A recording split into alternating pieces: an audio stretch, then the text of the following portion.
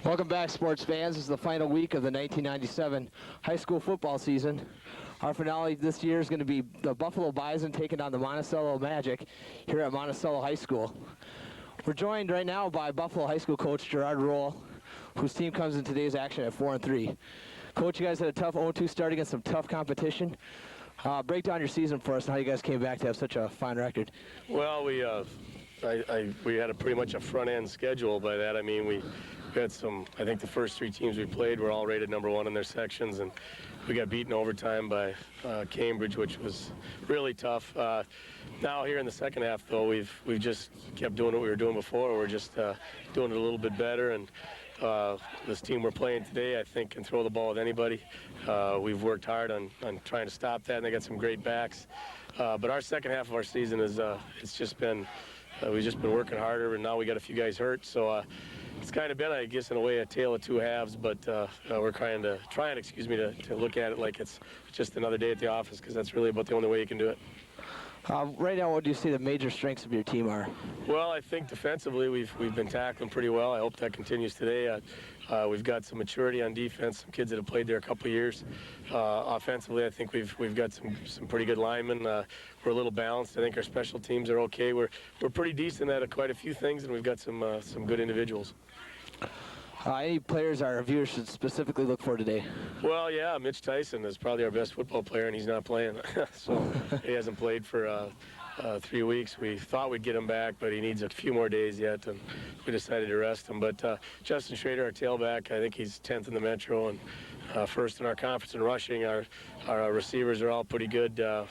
Cole Bryan and Ryan Watkins are excellent wide receivers, along with Justin Paulson. On defense, you've got Nate Holmberg on the inside playing real well, and our two technique tackles are pretty good. Mark Hannon, the senior, and the junior, Eddie Schultz. And both of our ends are excellent, too. They're big, strong kids that like to get after it. How do you guys plan to shut down that Monticello passing attack today? Well, I don't know if you can shut it down. I don't think you will. It's one thing about a high-skill thing like passing and football, and you can spread the field and you get good receivers. They're going to catch some. The big thing is to have it packaged up so you can keep them from getting away from you when you tackle them, and switch up the defenses a little bit. It's hard when they're in their three-step package to get a lot of heat on them, just like when we're in ours. Big thing is when we get the ball in offense, we got to keep it. And we like to throw the ball too, but it's going to be playing good offense, I think, for us is the key to stopping their offense, if you know what I mean. Any high expectations for the playoffs, or what do you look for? Yeah, well, all year we think we can win our section, and we know Monty can win a section the way they're playing ball. We know Hutch is tough. I'm sure Shakopee's tough. That's always been our expectation every year. We've always been in Section 8 AA, which is a very tough section with Wyzetta and Elk River and all them. 3 years ago, we won that section, but we've gotten ousted from there in the last few years. Now you look at that section this year, I wouldn't mind being back in it. But it's just, we've always have aspirations of getting a home game. That's why we're treating this as a playoff game today. We want to get on our home field for the playoffs. So does Monty. We definitely started out the year thinking that one of our goals was to win the section. Well, Coach, thanks a lot for joining us, and good luck out there today. Please stand for our national anthem, sung by the Girls Concert Ensemble, featuring Terry Johnson, a 7th grader, under the direction of Mr. Larry Kantok.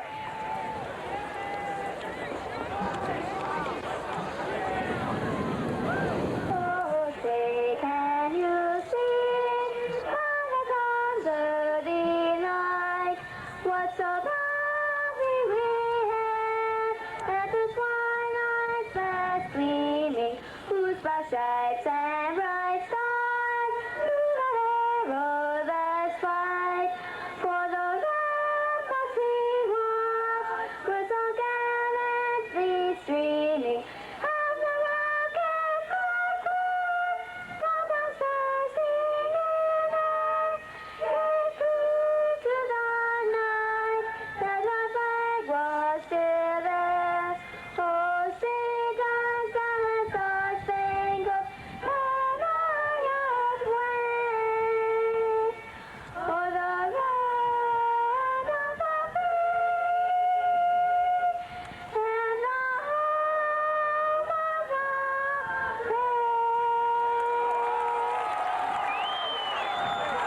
job there on the Star Spangled Banner.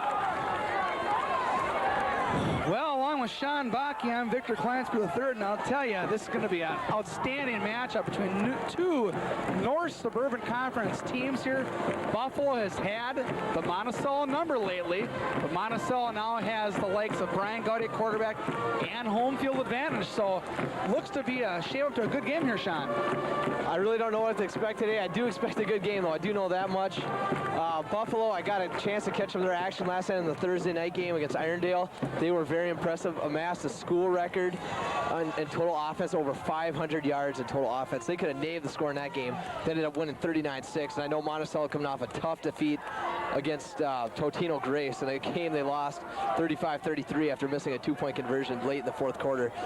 Well, great key stat there. They also set a team record in terms of yardage, over 500 yards himself. Brian Gowdy, 307 yards, 3 touchdowns, 16 for 32 through the air. This looks to be a matchup of not a whole lot of defense and a whole lot of offense, I think.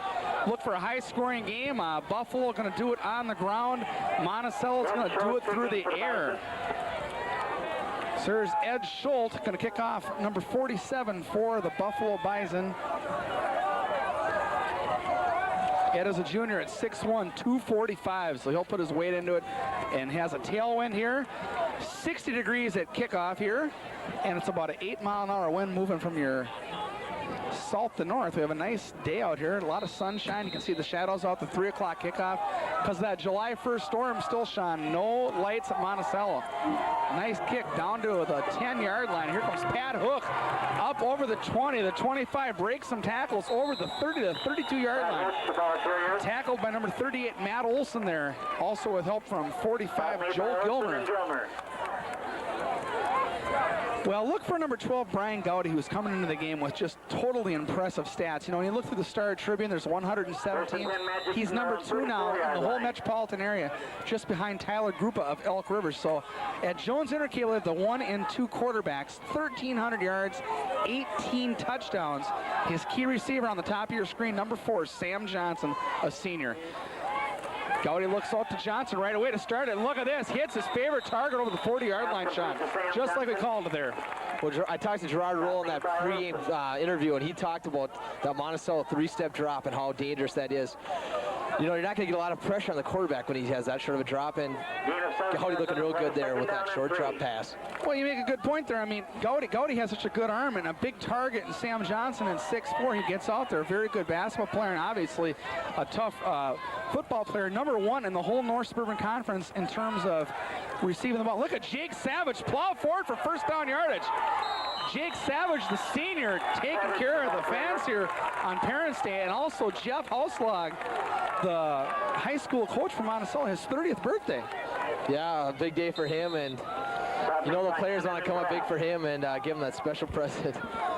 Well, one thing I did find out this week, and I talked to assistant coach John Hayden, he's the quarterback's coach, that the winner of this game, if Shakopee wins, the winner of this game will play the loser of this game at their own home field next week. That's a false start on the left tackle there. Unfortunate for Monticello there. It's number 77, Jason Peterson there with the false start. Yeah, so obviously a big game, Victor. These two could meet again in the playoffs, but the winner is definitely going to be assured of home field advantage. That is definitely true, and I think that you don't want to say that a team can't come back from a defeat here, but I really believe if Monticello loses, they're done. Oh, pass to Lynch there, and it's dropped at the 45-yard line. I think Mike tried to run the ball before it got in his hands. Brian made a nice pass there and just tried to cut it upfield there, Sean, and didn't make it. Yeah, it's a Cardinal sin. You always got to catch the ball and then run with it, but early in the first quarter, that's bound to happen. Mike Lynch, a very good speedster. He has 14 catches for 143 yards. Also, a 22-yard is his long on the year in terms of receiving. And he is definitely a rusher. He's had 405 yards, and here he comes again. Upfield, but great defense stacks him up for a loss of 1, and it's 3rd down and 16. A host of tacklers for Buffalo in there on the coverage. Well, good penetration that time by the Buffalo linebackers, including Mark Hannon, number 9, there at linebacker. Very nice tackle. And Monticello, 3rd and long. You know, Gowdy's going to get a chance to show his arm now. Well, he has a chance to throw it into the wind, and it's starting to get a little bit windier here, actually, just in the last 5 minutes. And they'll drop the safeties back here into coverage. They'll put Johnson on the right side. They're going to come out to the looking upfield. His man is wide open there. Johnson catches the ball. He's still on his feet. He's short by about 2 yards to the Buffalo 47. So it's decision time for Jeff Hauslag, and the decision's going to be to punt the ball away. Yeah, nice play there by Gowdy. Very poised in the pocket. Took his time. Made a nice pass, but the Buffalo secondary, good tackling not to allow him that extra 2 yards for the first down. And I'm kind of surprised Monticello's not going for it here, but I guess in the first quarter, just play it conservative and punt the ball away and try to pin Buffalo back deep. Well, he can get his whole leg in it here because he has a pretty stiff wind all of a sudden. And it's a nice kick down to about the 21-yard line, 24-yard line with the wind, and it's a fair catch. Justin Paulson with the catch there. 1st and 10 for Buffalo from the 24-yard line. So let's see what Goodale and the running back, Schroeder, who's number 1 in the conference in rushing with over 800 yards during the year, can do. So Buffalo is very established on the ground, where Monticello is more established, as you saw with the 2 completions to Sam Johnson through the air.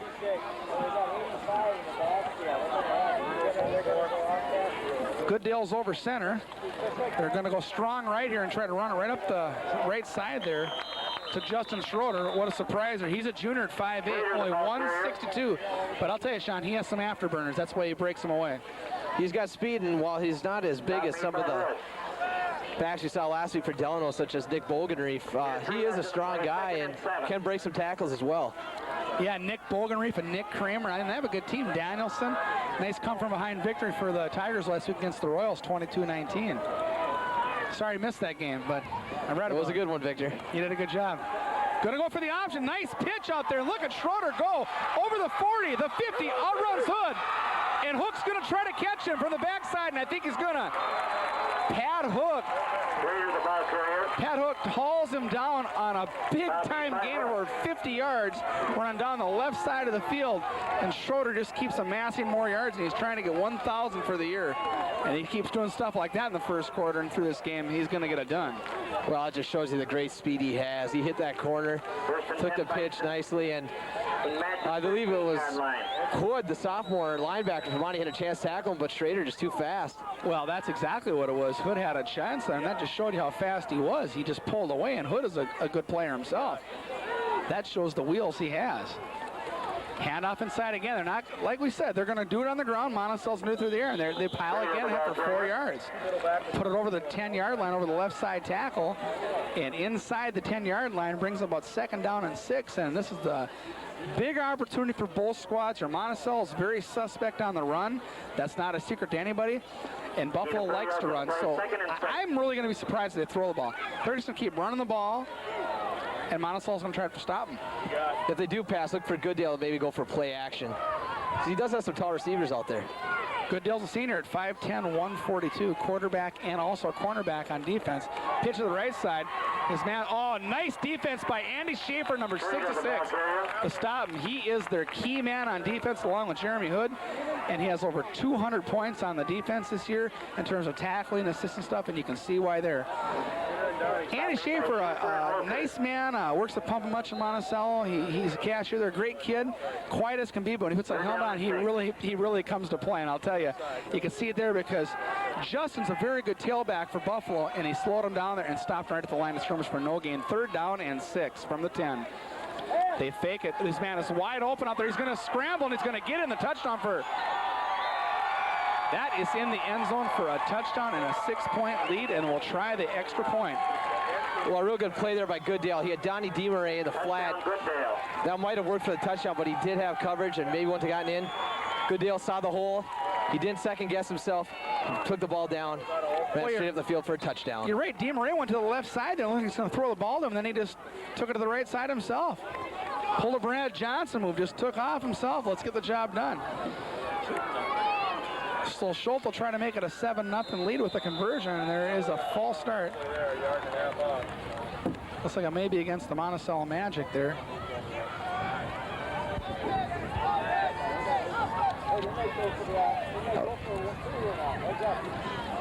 Well, we'll see what the call is here, Victor. Looked like that might have been a false start, and Schultz will attempt the extra point. possibly on number 71, the long snapper, Mark Benzer. Well, if you notice here, the holder is Gooddale, and as we said, the snapper is Mark Benzer, son of cameraman Tom Benzer. Now, a little bit about Mark Benzer, a junior, 5'11", 217. I think they're paying Tom a little too good at Jones Intercube. They're feeding him a little too many Big Macs here. That guy gets some beef on him there. He's going to blow holes open against the Magic all night with a size frame like that. On his right side, 51, Ryan Beal. I used to coach him in little league baseball. 6'2", 234. Ed puts it up, and it is good. And the score is 7-0. We're going to come back after a 30-second timeout of this with Buffalo up by 7 in the first quarter with 7:23 to play. Probably should write down the time there. 20:41, 20:40.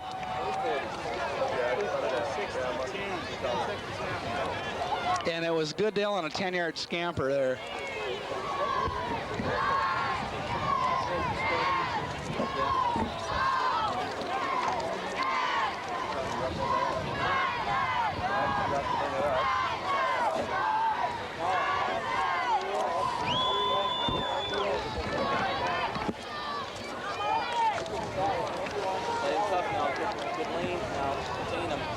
Back to the action. Took a whole whopping 4 minutes and 37 seconds to get points on the board.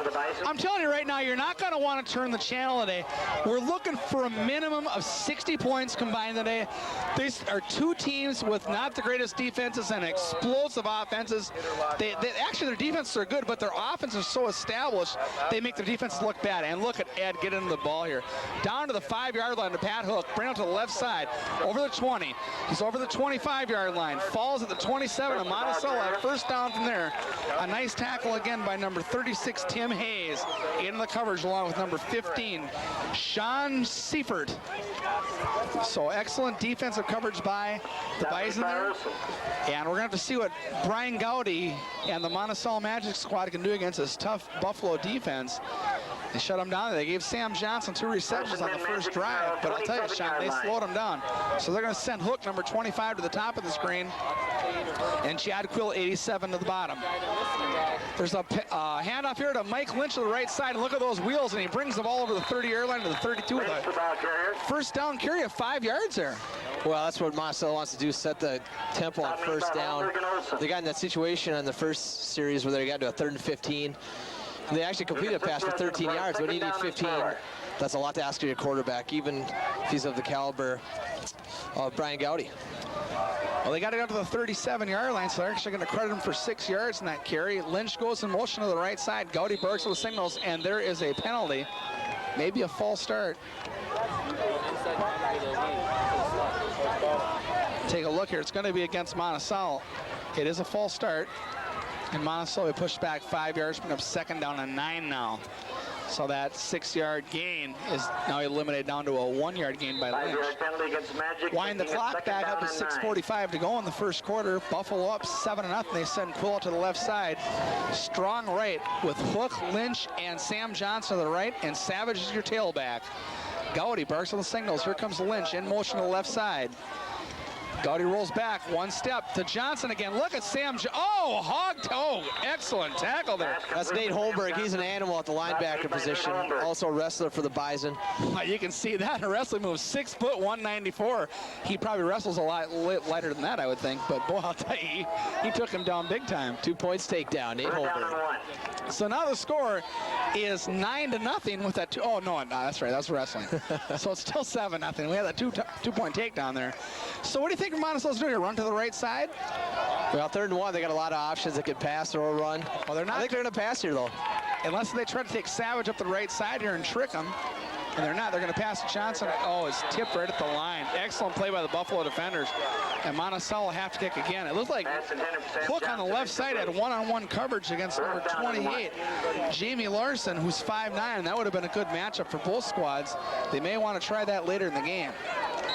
Hook, who's the leading scorer for Monticello with 9 touchdowns and a 2-point conversion for 56 points. So he may be a man they look for later in the game. So Monticello with 5:44 to go will kick away in the first quarter. A nice boot again. Down inside the 40-yard line to the 36. And great coverage there, only for a 3-yard return. Excellent. Paulson, the ball carrier. Paulson returned that punt 3 yards. Made by Savage. Savage, number 1, who just carried the ball earlier in the game, made the tackle on special teams. So that was a nice job by him. Well, that's the big thing. You know, Buffalo made some good plays in that first drive, and they marched all the way down the field. And, you know, that's the problem with Monticello last week when they played Totino. They can score, but unfortunately, they haven't stopped a lot of people lately. Even when they played Spring Lake Park and Cambridge, they can score against people, but they're giving up too many yards. And they're going to have to slow down Buffalo here. They're in big trouble. Yeah, very important for the Monticello defense here to come up with a stand. Even if they don't get a 3-0, at least keep Buffalo off the scoreboard, get that ball back to their offense, and just get a little confidence rolling for themselves. Well, I totally agree with that. I mean, it's nice weather. This weather actually favors Monticello because they like to go through the air. I mean, the colder it is and the wetter it is, the better it is for Buffalo. This is ideal situation for Monticello. Home field and nice weather, and they're down by 7. Hand off to Schroeder right side, and look at the blocking. Lets you just trap back there, and it's about a 12-yard gain, and rolls the ball down to the. I'll tell you, Justin Schroeder is going to have a field day if he keeps doing this. He's going to be in the Star Tribune next week for highlights of this week. I mean, that's outstanding. If you look through the paper this week, you'll notice that Justin Schroeder has 870 yards on only 138 carries. He averages 124 yards a game. He already has 70 yards in the first quarter, and we still have 4.5 minutes to go. Yeah, he's been the spotlight player so far. Oh, he's just tearing them apart. Oh, pass, this man is wide open. Look at the catch. Excellent play there. Oh, beautiful play by Ryan Watkins, a very good basketball player also. Remember watching him last year against Bruce Bellman boys. Ryan Watkins, very good player. Last year's a sophomore, now just a junior. Oh, excellent pass there from Goodale, and he came back behind himself, Watkins, and it's a first down for Buffalo. Yeah, showing his athletic talent there is Ryan Watkins. Just excellent catch. And once he caught that ball, he knew what to do with it. He was heading down the field. Yeah, it's Parents' Day for the fans here at Monticello because it's a home game, but they better start playing here. They're going to get blown out here. Nice handoff inside, but Vogley and a host of other players, and there was Schaefer. It's a nice defensive play by Vogley. Ian Vogley, number 74 there. Made by Ross and Vogley. And Buffalo's playing with a lot of confidence right now, Victor. They started the season 0-2, losing to 2 #1 ranked teams in the state. And since that time, they've got 4-1. Their only loss being to another #1 ranked team, Spring Lake Park. Yeah, Buffalo's. Oh, look at this. Wide open. Look at the wheels he has. That guy's a jitterbug. But look at how good, even though it was a nice play by Schroeder, look at how Andy Schaefer, number 66, stopped him for first down yards. Andy Schaefer, no question, nobody will argue with it, the best defensive player on the Monticello squad. He's the key element, along with Jeremy Hood, to slow down this team. And Jeremy Hood, as you said, just a sophomore. So on Cable 8 Sports next year, on Jones Intercable, when Sean and I do these games, I mean, you're going to really look at Jeremy Hood as the key guy. Also with guys like Nick Kramer from Dillon, there are going to be a lot of good young men coming up next year to step up and do the job. Goodale, Barker, the signals, looks like a power formation here, into the right side. They trick him and go to the left side. Look at it, first down yardage for Schroeder. Schrader, the ball carrier. And Schrader's barrels over there. Look at that. Yep. Yeah, getting the tough yards there, 3rd down and 3. In the NFL, that's pretty much an obvious passing down nowadays with the way defenses can stop the run. But Buffalo's offensive line doing the job there, plowing forward, and Schrader gets the tough yards.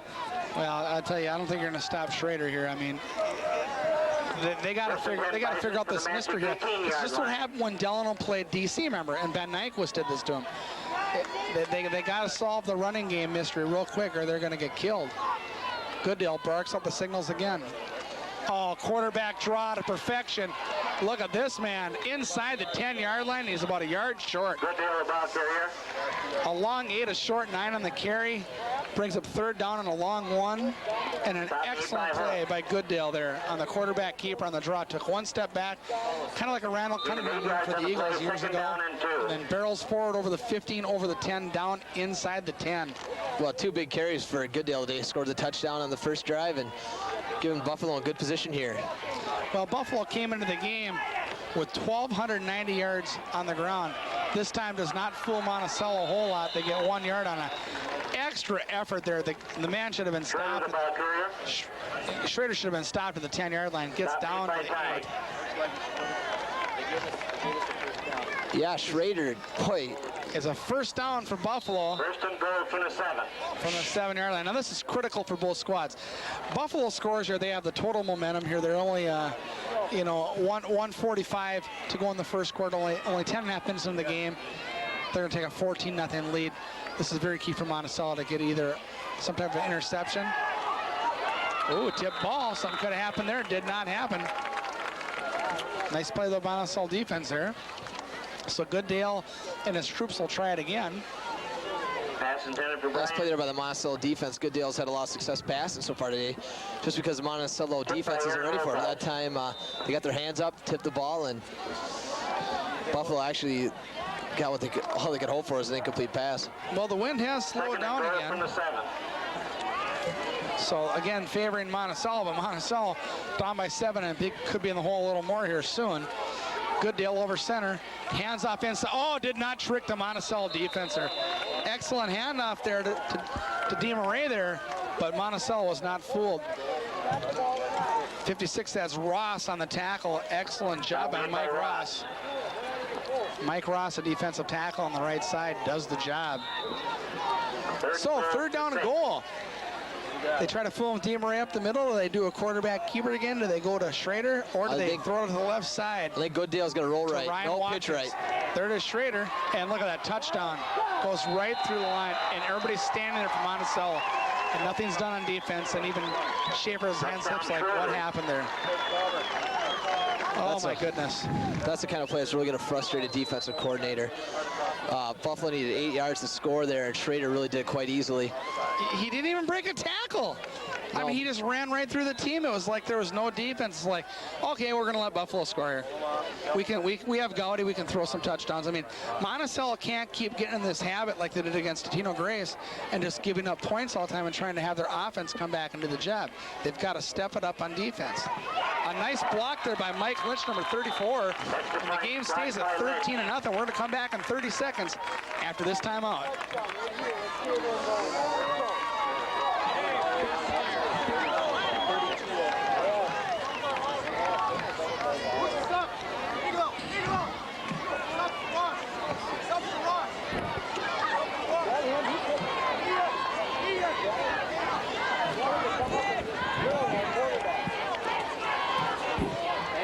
Okay, you got the Buffalo thing hiding there all the time, right? Yeah. Okay, and I got the Monty thing now here too. Okay, so we can kind of cheat together. Okay? Yep. Welcome back to the action with the Buffalo Bison up 13-0 with 57 seconds to go in the first quarter. Buffalo will be kicking off again from here, left here, right, for the third time in this game. They kicked off and they've scored twice. Dropping back will be Mike Lynch and Pat Hook, and also number 26, Joe Kruger. He's a senior also at 160. He's 5'11". So Monticello has to get things going here on offense, or it could be a long afternoon for them. It's going to kick it down to about the 7-yard line, I predict this time. We'll see how accurate that is. The kick is up, and it's down to the 10-yard line. Pretty good. And here comes Kruger upfield over the 20, the 25, the 30. Steps down the sidelines. Excellent return there by Joe Kruger. They're going to mark him out at the 30.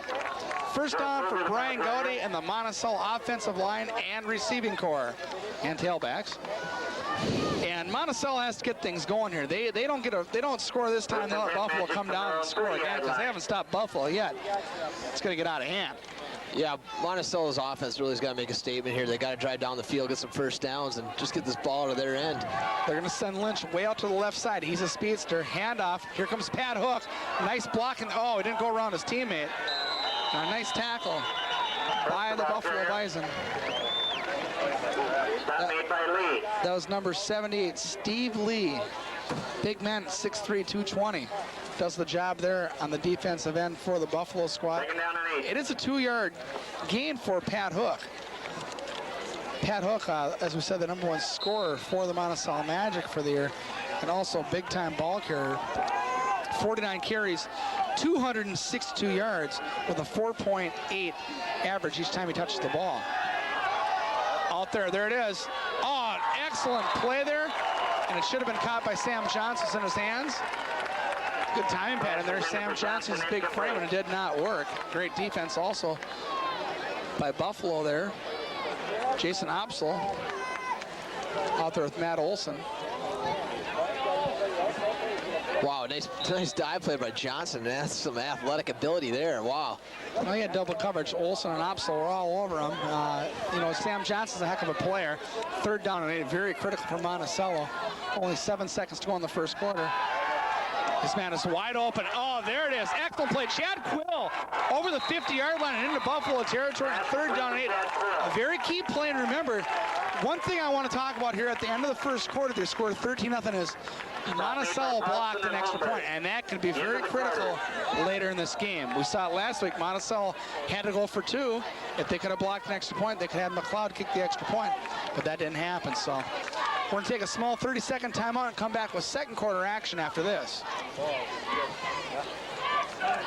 35, 37. Okay, we need our list on our sponsors so we can start reading those. Okay. We got those handy.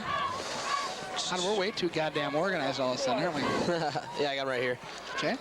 Whoa. Whoa. Well, no wind. That's good. And during the day. I like this during the day. You know what we should do? We should just tell Jones if we're doing that game, the game has to be during the day. Or we ain't doing it. We're going to be doing a lot of games then. Unless they go to the city. When do we come back on? 38 what? Welcome back to the second quarter. Monticello scoreless. Buffalo has 13. Buffalo does not have the ball. They're in their white uniforms. Monticello in the black. Moving left over your screen, the Monticello Magic will try to cut into the Buffalo lead here in the second quarter. Along with Sean Bakke, Victor Kleins for the third. Should be an exciting second quarter. We're going to move into halftime then. And then third and fourth quarter action should be an exciting game. I look for Monticello to get some points on the board to make it exciting for the fans. Savage to the left side, outruns the defender over the 40.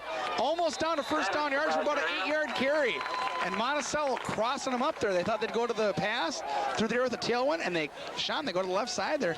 And Savage, the senior, very excellent run there to the left side. Well, I can tell you right now, Monticello, if they're going to win this game, they got to do 2 things on offense. It can't be just pass. They got to run the ball too. And Savage showing some speed to the outside. Nice carry. Good first down gain. And they got to score. Absolutely. That would actually probably help too. They have 427 yards. Look at the pass. This man is wide open out there. Threw it over Lynch's head. Pass intended for Lynch, incomplete. Second down and a short 3 to go. Savage, to talk about him, 427 yards on the year, a 4.8 every time he carries the ball. What an average. He has a touchdown. His long run is 84 yards on just 86 carries. So an excellent tailback. So you have really Savage, Lynch, and Hook. And then on their side of the ledger, you have Schrader. Yeah. He's really the go-to man, 870 yards coming to the game for Buffalo. So he's their key man on offense. So they're going to put Savage in the backfield by himself. They're going to swing Quill out to the left side. Hook's in your slot position along with Johnson there. It's a fake. This man is wide open out there. Oh, there's interference, and there's the flag. I mean, Sam Johnson totally interfered by number 22, Justin Paulson. And the flag flew right away. I mean, that was not a secret. I mean, the man was just totally knocked off stride. Yeah, the refs are going to flag that one every time. Big play for Monticello. They had the 3rd down, and well, they're knocking on the door now. They're going to get 15 extra yards from about 38. So we're talking red zone pretty soon, Victor. Yeah, that's going to be down to the 23, right about where the flag is sitting, actually. Almost exactly where the flag is. The ball's going to be. Yep. I'll tell you, Victor, we did Monticello to start the season. Now we're doing them to end the season, and we saw them against St. Michael, and they started slowing that game too, and actually came back and won it. So well, they did. They were down to the Knights that game, and they came back. And St. Michael Albertville's really stepped up their game with Chris Volkman and Dave Vetch. I'm very impressed with them. Chris Spaeth playing well. They have a good squad there, and they buried Annandale last week, 51-6. I mean, is that awesome or what? St. Michael really emerging right now. They are. Here it comes. Mike Lynch with the afterburners down to the 21-yard line. Gets tripped up. Excellent play by Buffalo on the defensive side there. But it's a 2-yard gain. Monticello down to the 21, knocking at the door here, like I said, almost trying to get into the red zone. But what they have to do is they have to be like the Buffalo Bison and not the Dallas Cowboys in the red zone. They have to knock this thing in. Or it's going to be a long day for Ben McLeod. He's going to be kicking field goals all day, and that isn't going to cut it when you're down by 13 points in the second quarter. Gowdy over center. His man is wide open, Quill out there, but he goes inside to Hook. And a nice play by Hook there to get down almost to the 10-yard line. Corralled out of bounds. Pass complete to Hook. That was Paulson on the defense. Not made by Paulson. But it's a first down for Monticello. And it moves the chains, and Monticello down at about the 12-yard line can still get a first down, goal to goal inside the 2. As we said, I really think we're going to see 60 points in this game. I don't think that's far-fetched at all. I think there's going to be a lot of offense here and not a whole lot of defense. And now, once Monticello can get in here, they think, just like against Tino, they think they can score. Here's Savage to the right side, over the 10-yard line to about the 9.5. Did not fill in, but I think they got to throw it through the air and use their athletic talent with Quill, Hook, Stop made by Johnson. I mean, they have a lot of great receivers here. Yeah, they do. All of them, they kind of dominate the North Suburban standings right now as far as receivers go. And boy, it looks right now, Victor, like Monticello's content to run the ball on first down, see what they can get. That time they got 2 or 3 yards, and then on second and third down they're going to put it up. Well, you make a good note there how they dominate. There's 8 schools in the conference. Of the top 5, 3 are from Monticello, and we're going to talk about Gowdy's passing after this play here. Second down from the 9-yard line. Gowdy going to throw it up here. Oh, look at the time pass to Quill. Touchdown, Monticello, 13-6. Buffalo's up by 7. Excellent play to Chad Quill there. He piles in from the 10-yard line, and Monticello cuts in the lead to Buffalo. Well, credit Monticello there, just taking what the Buffalo defense gave them inside the goal, inside the 10-yard line. Buffalo's quarterbacks have got to move up and play a little bump and run coverage or something, because they were way soft there. And Jamie Larson came up to make the hit, but once you're in the end zone, it doesn't matter anymore. It's a touchdown. Jesse Haltgren will kick out of the hold of Joe Kruger. It's 13-6. Monticello down by 7. That's a nice snap. The place is right there. Oh, and the kick is good. No good. Wasn't a good kick. Wide right. Yeah, it was wide right, and he kind of got underneath it, and it's a 7-point game still, 13-6. So, you know, Sean, looking at that, it was pretty impressive how Monticello went down the field, and kind of what we expected. Buffalo did the same thing, which they did both times. Monticello's not stopped them yet. Now, Monticello's the ball 3 times. They punted twice. Their 3rd time, they finally got patered. Now, the big challenge is, can they stop them going into the wind, which all 3 touchdowns have been scored to the right side of the field here with the wind. Not that the wind makes that big of a difference, but the thing you have to remember also is, if you look at the shadows, they're into the sun, so they're into the sun and into the wind. Yeah, that's an advantage for Monticello this quarter, but the one thing Buffalo is going for them is Justin Schrader, and running the football, those 2 elements aren't going to affect them as much. Well, I think you're exactly right. I mean, obviously going into the wind and into the sun's not a big deal for keeping the ball on the ground, and Monticello has to solve the mystery of Schrader and Gooddale in the quarterback sneak, or no matter how many points they score, they're going to be empty-handed against, just like Tino Grace they were last week. So they're going to have a kick. Onside kick. Oh, look at that. Monty's got it. Excellent play by Monticello. They crossed him up there. Oh.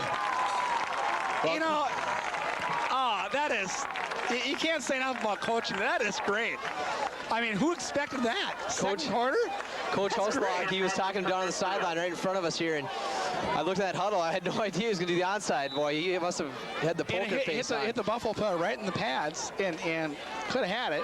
He wasn't ready for it, though. Oh, boom. It was like, whoa, hello. So Monticello, your team in black, right back on offense again. Fakes handoff. Sam Johnson's out there, 1-on-1, and he's open. Look at Sam Johnson! First down, Monticello is at the 25-yard line, and Monticello, boy, I'll tell you, you're going to love this game, sports fans. There's going to be some scoring here. If you like offense, stay tuned. If you like defense, you might want to turn the channel, because there's not going to be a whole lot here. Eric Graff came on the blitz that time on the backside, and he had Gowdy into sights, and Gowdy unloaded it just in time, and Johnson did the rest. Well, Gowdy just threw it up, had a tailwind, the ball floated in, and Johnson out-leaped his man, and first down, Monticello at the 25. Gowdy over center. He has his man wide open. Quill, his defender, fell down. He dekes him out to the left side, down to the 16-yard line, and short of the first down by 1. Now Quill, who just caught the touchdown, catches another one.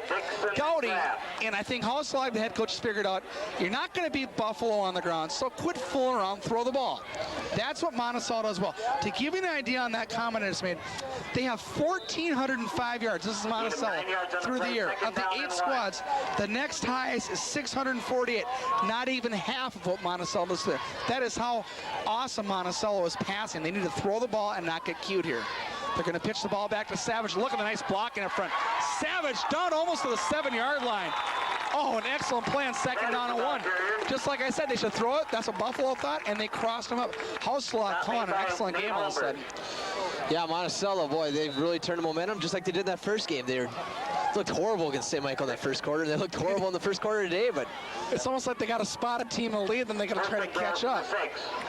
First and goal from the 6. Lynch your slot back on your left side along to your right side. That's Pat Hook, number 25.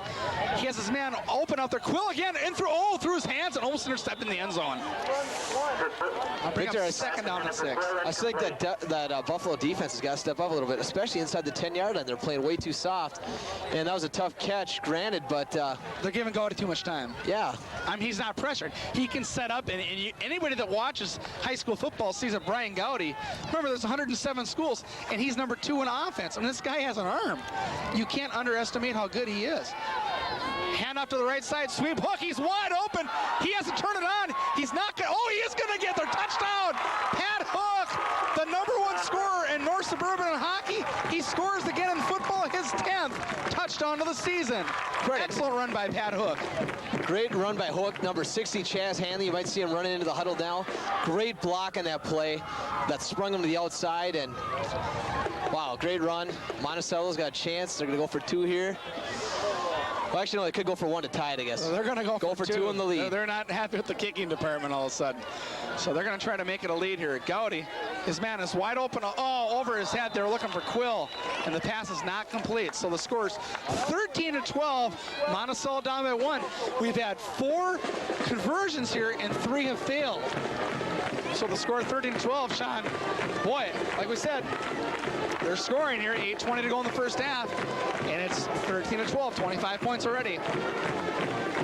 But Monticello, as you said, the momentum has swung. Let's talk about the sponsors that make this telecast possible, Sean. All right, we're going to start off today with our friends at Buffalo Chrysler, serving you with your automobile needs. And minivan needs. Absolutely.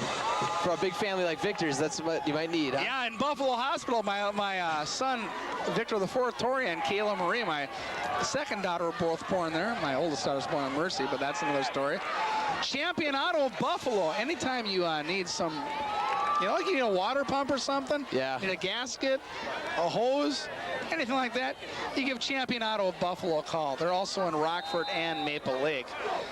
Here's the kickoff. We were looking for, they were looking for the old onside kick again, weren't they? Here's Schrader moving to the right side, over the 30, out to the 35, piles over that to the 36-yard line. Excellent play there. Nice tackle there by Monticello's number 21, Brenzel, Dan Brenzel. Excellent play there. Dan is a 5'5", only 140 senior. So a small guy there, but gets the job done on the defensive side of the special teams. Also sponsors Flickers TV and Appliance in Monticello. John's Sausage House. Hey, they're in Maple Lake and Buffalo. They got some good stuff there. I've been there before. They're all right. Goodale over center. Split backfield here. Hands off inside to Schrader to the right side. Nice trap play, and it's a first down carry for Schrader. Almost a midfield, about a 13-yard gain. Nice carry there by Schrader. He gets the ball, and he knows what to do with it. Schrader at this point is going to get 200 yards doing stuff like this. They had that 50-plus carry to start the game with, and back into the game comes 56 Mike Ross, defensive tackle at 6'3", 190, and out of the game steps 44 Corey Marsden. Also, Monticello Big Lake Hospital, Maurice Ford, they're in all of our areas. The Oakley National Bank of Buffalo. Goodale over center here. Hand up inside to DeMarais, and look at the yardage. DeMarais, first down again. 2 10-yard plus carries on first down, and Buffalo marching it downfield on offense. Nice carry there by DeMarais. I saw the Monty team trying to strip that ball, and DeMarais did a nice job of hanging on to it. Big first down. Also, who else we got here? Well, we've got to thank our last 2 sponsors, South Fork out of Delano, and our favorite, the Bank of Elk River. The Bank of Elk River, where Tyler Group and Paul Martin play. We'll talk about them later in the telecast. Goodale over center, I formation, handoff, fake handoff, Schrader, excellent play. Deking out Kruger and goes for first down yardage for about 8 more yards. Just running the ball up and down the field. Buffalo. Wow. Just doing an outstanding job here. Came into the game, Buffalo with 1,290 yards gained on the ground. And you can see why. I mean, they are just running the ball like wild men here. Monticello had 1,015, so Buffalo had run for about 300 more yards on the ground. But Monticello's yardage overall is a little better, but boy, oh, look at this. Could have been intercepted. And it looked like Pat Hook was more interested in hitting the guy than looking at the ball, which is fine. Make sure the man doesn't catch the ball. Good defensive play. Yeah. Big Big player, 3rd down and 1, a tight game, 13-12. 6:47 to go in the first half, so we've had a lot of action already. Good deals kept a quarterback sneaker from 10 yards, and we saw Schrader run it in. Then we saw a nice pass play to Quill. We also saw all kinds of other great plays here tonight. I mean, we've seen the nice run by Schrader, 50 yards. I mean, there's been a lot of offense here, not a whole lot of defense, not a turnover yet. Good deal split. Oh, definitely a false start on 2 men by. There was definitely a bad snap count there because the left and right side moved. So either the center didn't have the count right or something, because they were totally out of sync. And when you see more than one player moving, generally the center is not in the right count to move the ball. 3rd down and 6. Well, we've seen a few plays this year where the refs are a little hesitant to call the false start. Oh, you mean that Delano game? How about that Elk River Maple Grove game? That one too. Boy, I'll tell you, we've seen 2 games where the Zebras, I thought they might get mugged or something. They threw a flag because there was no flag throwing. But that time they got to throw it, boy. You got movement like that, they're going to throw it every time. Well, yeah, that was, you got a big man like number 85 moving out there, you're going to call it. That's Schweigert. Oh, excellent play. Yeah, Brent Schweigert, boy, he's a big man. He's an excellent forward in basketball and center. And Monticello steps up on defense, and Buffalo's probably going to have to kick it away on 4th down and 10 from their own 40. They're not going to try it from there. They're going to try to pin Monticello back deep. But as we said, sun and wind and all 4 touchdowns in the same end zone.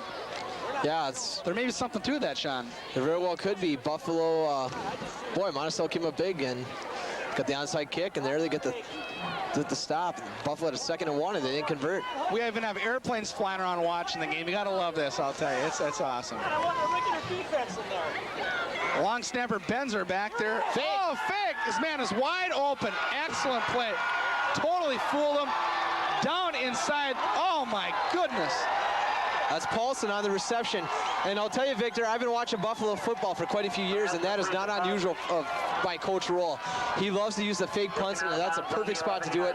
When you're inside your opponent's 40, there's not a better time for a fake punt. Well, I don't think he was real happy with Hauslock on the onside kick, so it's kind of like payback time. Yeah, the coaches hate seeing that when it happens against them, because, you know, it kind of looks like you're getting outsmarted there. And Brian Gowdy had his water bottle. He was ready to throw it away and go out there and play football, and now he's back on the bench because they're still on defense, Monticello.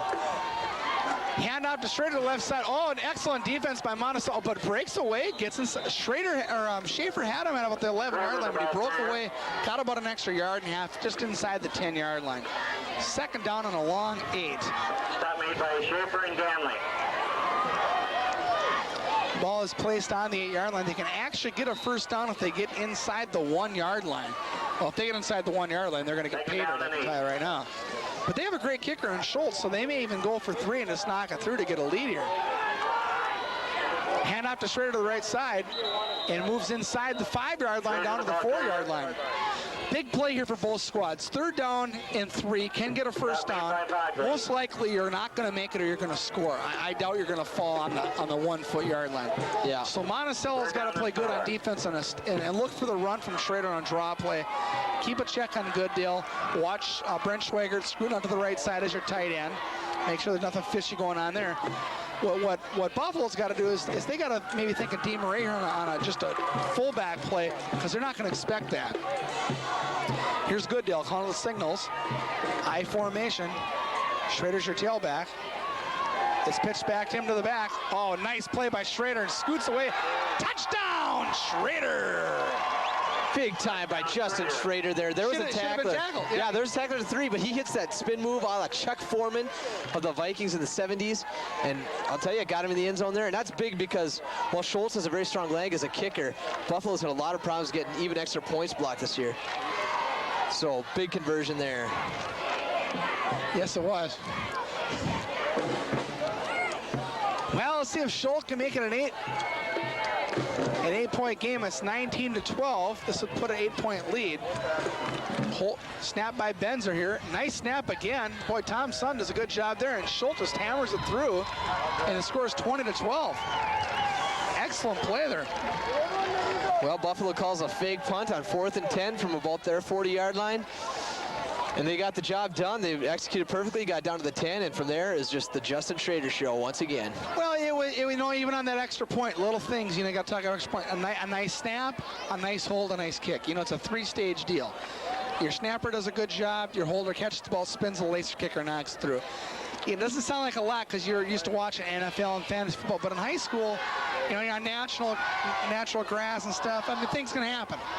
We've had 5 touchdowns and only 2 conversions, so let me tell you, things can happen. Monticello now, that was their first touchdown to the left side of the field. Now Monticello's got to step back. They're down by 8. They can get a 2-point conversion with the touchdown and tie this game at 20-20. It's going to be interesting. We're going to have some scoring.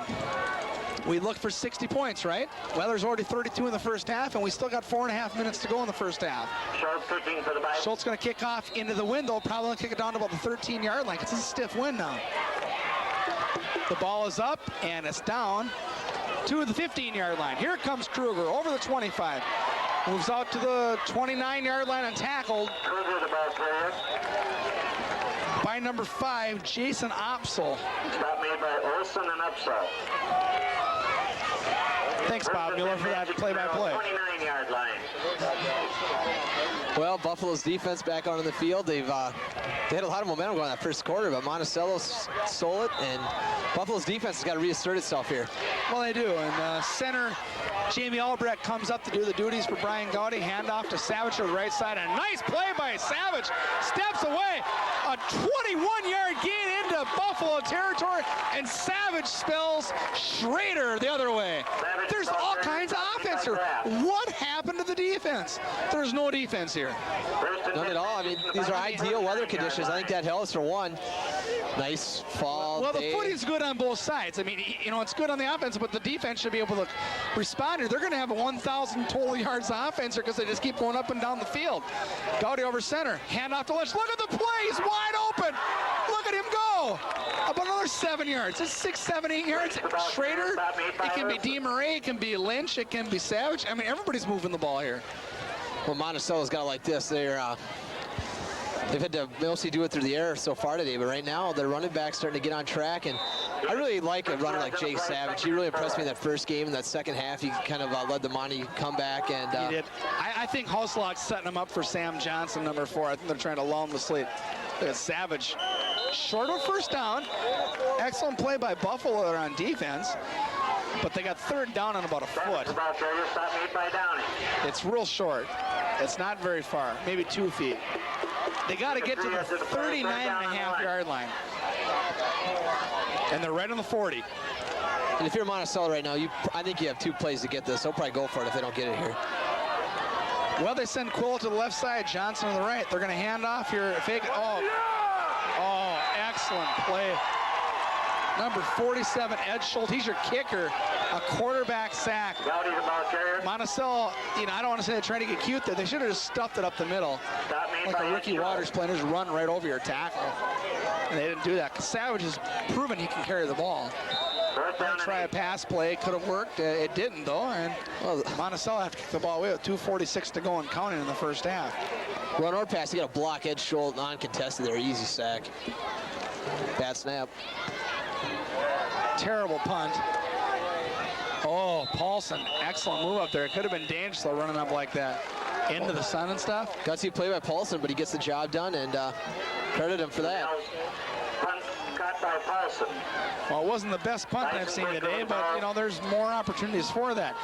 Well, first down for Buffalo here with 2:33 to go. The score is 20-12. Buffalo up by 8. And a very key series for both squads. Obviously, Buffalo comes down here and scores their 4th touchdown of the first half.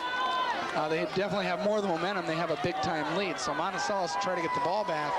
Not a turnover yet. Oh, excellent defensive play there. Number 51, Luke Holkler in there, along with number 9, Jeremy Hood. Just laying some lumber on the tailback there, Schrader. Schrader, the ball carrier. When has Schrader had a loss? Well, that was it. Yeah, that was it. That might be the only one to see, but it was there. That was it. Holker and Hood there. You gotta like Jeremy Hood, only a sophomore. And You gotta if you like Monticello defense, you should your rewind a few times because that was it right there. Luke Holker stepped up and did the job. Goodale over center. High formation. DeMarais back there. Hand off to DeMarais up the middle there. Oh, excellent play by Holthouse 35. Also helping out number 56, again, Mike Ross. Mike Ross is really playing a good game so far. Well, that defense from Monticello is kind of turning things around. They stopped them last time and they got burned by the fake punt. But right now they're in good position, 3rd and 10. Buffalo's probably going to have to call a pass here and into that wind. That's not going to be an easy chore to get 10 Well, yards. 1:35 to go, 3rd down. I'll tell you right now, if they stop him here, they're calling a timeout and they're going to get that ball back with Gowdy. Goodale moves back and incomplete. Oh, he's nailed! He is nailed! Oh, an excellent play by Ross. We just talked about his game. And Mike Ross steps up and hammers Goodale, and he's slow getting up. Yeah, Goodale got hit hard Look there. at him walk out the field. Tom Ben's going to keep a camera on him. Oh, but he's going to jog up, but there's a little bit of limp there. Oh, he hit him. Let's go. Clock stops, 1:25 to go. Gibbs, that is exactly what you said, Sean. Monticello needed a big defensive play to come up and get the ball back and make this a competitive game. They could not afford to let Buffalo drive down the field. There's no question, I don't care what anybody says here, that this wind and sun are playing a major factor. And remember, the sun's going to keep setting farther as day goes on, and it's going to be even at more of an angle. Benzer with the snap here. Nice snap again. Boy, I'll tell you, Tom's doing some good coaching at home. The ball should go out of bounds, and it does right at the 48-yard line. Monticello had the ball 1st down and 10 with 1:18 to go, down by 8, 20-12. Magic Pico the ball 1st and 10 from their own 48. Well, now Monticello has to try to figure out how to figure out the Buffalo secret on how to score on them again. They've had the ball 5 times, they've scored 2. So they're 40%. Now they come down and score again, but the wind is actually picking up again. About a 12.5, 13 mile an hour gust, the gauge says. And I'll tell you, it's still about 58 degrees here, so we have good weather here. Gowdy over center. His man in motion, Hook. The pitch back, it's a pass by Hook. His man's wide open, Lynch. Oh my goodness! Mike Lynch tried to run the ball before he had it. It hit him right on the 3-4. That's intended for Lynch, incomplete. Man, if he was shooting at the Monticello Rod and Gun Club, that would have been a bullseye because he hit a dead center. And Mike just tried to run the ball. Mike's a very good player, so he won't make that mistake twice in a row. But, that's almost like try the same play again. They'll never expect it. Hook's thrown a touchdown pass here to Sam Johnson, so that can be done. Gowdy over center. Here comes Lynch to the right side. Look at the play by Lynch. Almost a 1st down. They might even have to measure. 1:06 to go. It is short by about a foot. 3rd down clock's moving, 1 minute to go. Gowdy needs to call. They got to play move fast. Clock is still moving, 53 seconds to go. Taking, in my opinion, too much time. Yeah, like we saw this the earlier. Maple Grove Yeah. deal. We saw that problem. They got to hustle it Hey, up. you're outside your 40-yard line. You can't be sitting there monkeying around. 45 seconds to go. Oh, what was that? That was an incomplete pass is what it was. I'm surprised this drive so far the way it's looked. I'll That'd be the Brian Gowdy show, but he really didn't get a chance that series. I'm telling you. I'm kind of surprised they don't go for it either. I suppose Buffalo's offense has just been that good. Well, there's 41 seconds to go. I say you go for it. I mean, I say you run this ball to the left side. And you run the ball, and if you're going to get tackled, throw it to Quill on your left side. Possible fake, though. We saw Buffalo do it earlier. No, that's no fake. It's kicked onto the right side. Paulson's going to pick it up there. Oh, look at that play. Excellent tackle by Monticello. That was great. Paulson better be careful going airborne like that. He's lucky he didn't flip over on his head and drop the football. But good play by Monticello's special teams. I was kind of surprised with under a minute to go he was going to pick the ball up and try to do something fancy, but Paulson's proven he has good hands. He caught that last punt in the air before that right into the sun, so he gets the job done. And maybe in some ways not such a bad decision by Monticello. Now they've pretty much guaranteed themselves going into the locker room 2012 and going in, you know, with the way this game started, that's not such a bad position for them right now. Good deal over center. Schwager's moving to the right side. Hand off to Schrader. Look at Schrader go. Look at this guy. What a scat back. Out to the 30. You know, Buffalo should call timeout. And they do.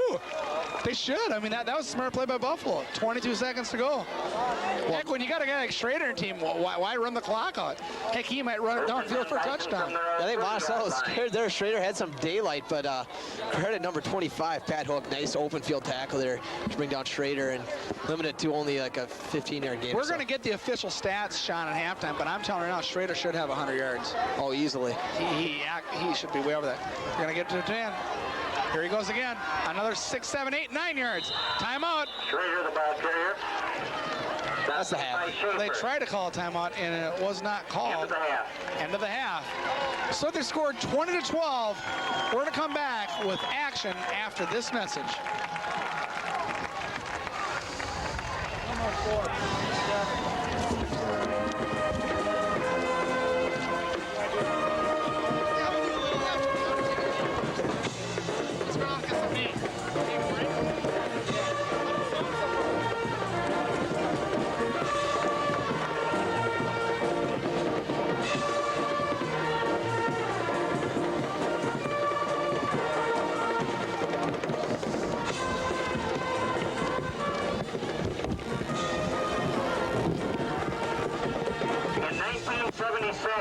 The coaching staff and administration felt it was time to recognize and acknowledge the excellent fan support given to our athletic programs at Monticello High School. We decided to single out an individual who portrayed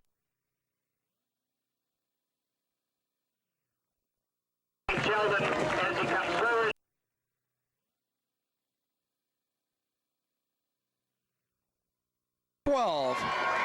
The Buffalo Bison are up by 8. Schrader to the right side, over the 25-yard line. Cuts back to the 30. He's to the 35. He's at the 40, the 45, the 50. Out at the 45-yard line of the Magic and Schrader. A one-man wrecking crew for Buffalo, and Monticello has not solved the mystery of Justin Schrader. They haven't. They just can't solve it. I mean, the guy is everywhere, and he's a scat back, and he has wheels. Yeah, we've seen some great performers on Cable 8 Sports so far this year, and our first look at Schrader, and he has not disappointed whatsoever. Oh, no, he is. You can see why he averages 124 yards per game. Hand off inside to DeMarais. 5 yards, 6 yards, fumble! The ball is recovered by DeMarais. Fumble! Oh boy, big recovery there by Buffalo. You don't want to start a half of the turnover. Coach Roll in that pregame interview told us that was going to be a key today, limiting the turnovers. And after this next play, we're going to have Tom move the camera to the right side through the goalposts. Take a look at all the lumber and the facilities to rebuild the school, and that's why this game is being played during the day of the July 1st storm. Still 4 months after the fact, still causing problems in this big town. Back to Schrader. Oh, Monticello had him there. And a nice tackle there by Andy Schaefer. It's about a 1 yard short, but Monticello should have had him for about, just a 1 yard gain. And Schrader with his wheels and his cutback, Chuck Foreman style again, almost a first down. Yeah, 3 Monticello defenders are looking at their hands saying, where'd Schrader go? And he went right through them. Third down and 1. Good deal over center. We have the I backfield with DeMarais and Schrader back there. Split wide receivers. Handoff inside. Fakes it, and it is not converted. Schrader tries to keep it himself, and the defense stacks him up right at the line of scrimmage, actually for about a 1 foot loss. And it brings up 4th down in about 1 full yard to go. And Aaron Holthaus stepped up there, number 35, and did an excellent job there. Good deal for Monticello. He's only a junior. They get him back next year with the likes of Dusty Decker and obviously Hood, who's just a sophomore. So Monticello's going to lose a lot of seniors this year. Just like, Buffalo's going to lose Good Deal as their quarterback. Good Deal barks out the signals. They're going to probably go to Schrader here. Not a surprise to anybody. And there's Schrader, and it works again. Didn't trick anybody. They pulled a Dathel Cato move there on the Chargers Nyquist against Delano on Cable 8 Sports 3 weeks ago.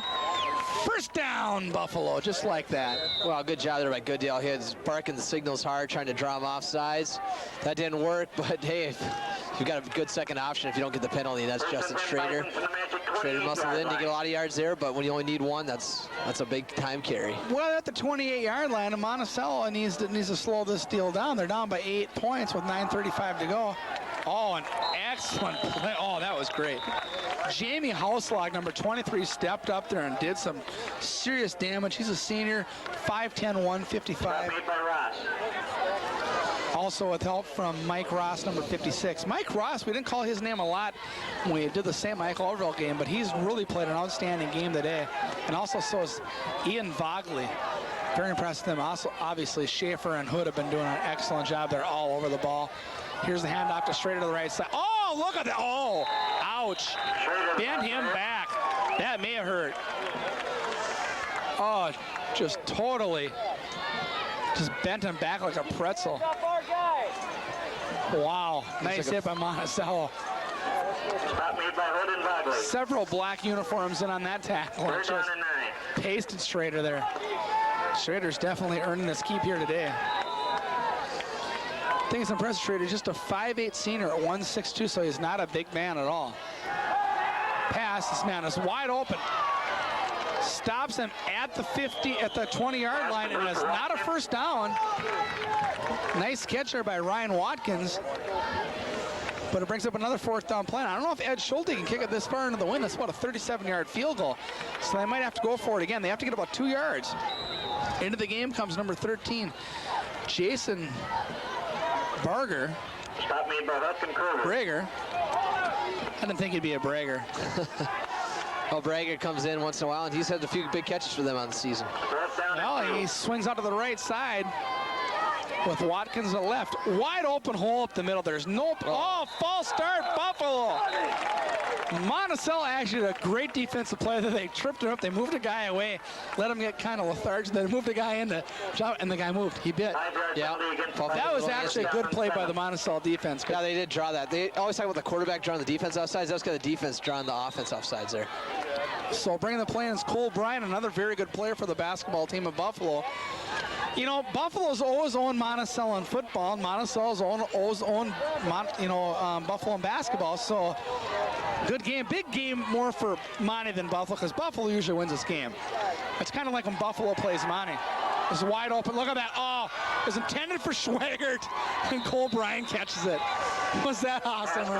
It's kind of like that pass to Keyshawn Johnson this last week where it was going to Sherbet. Yeah.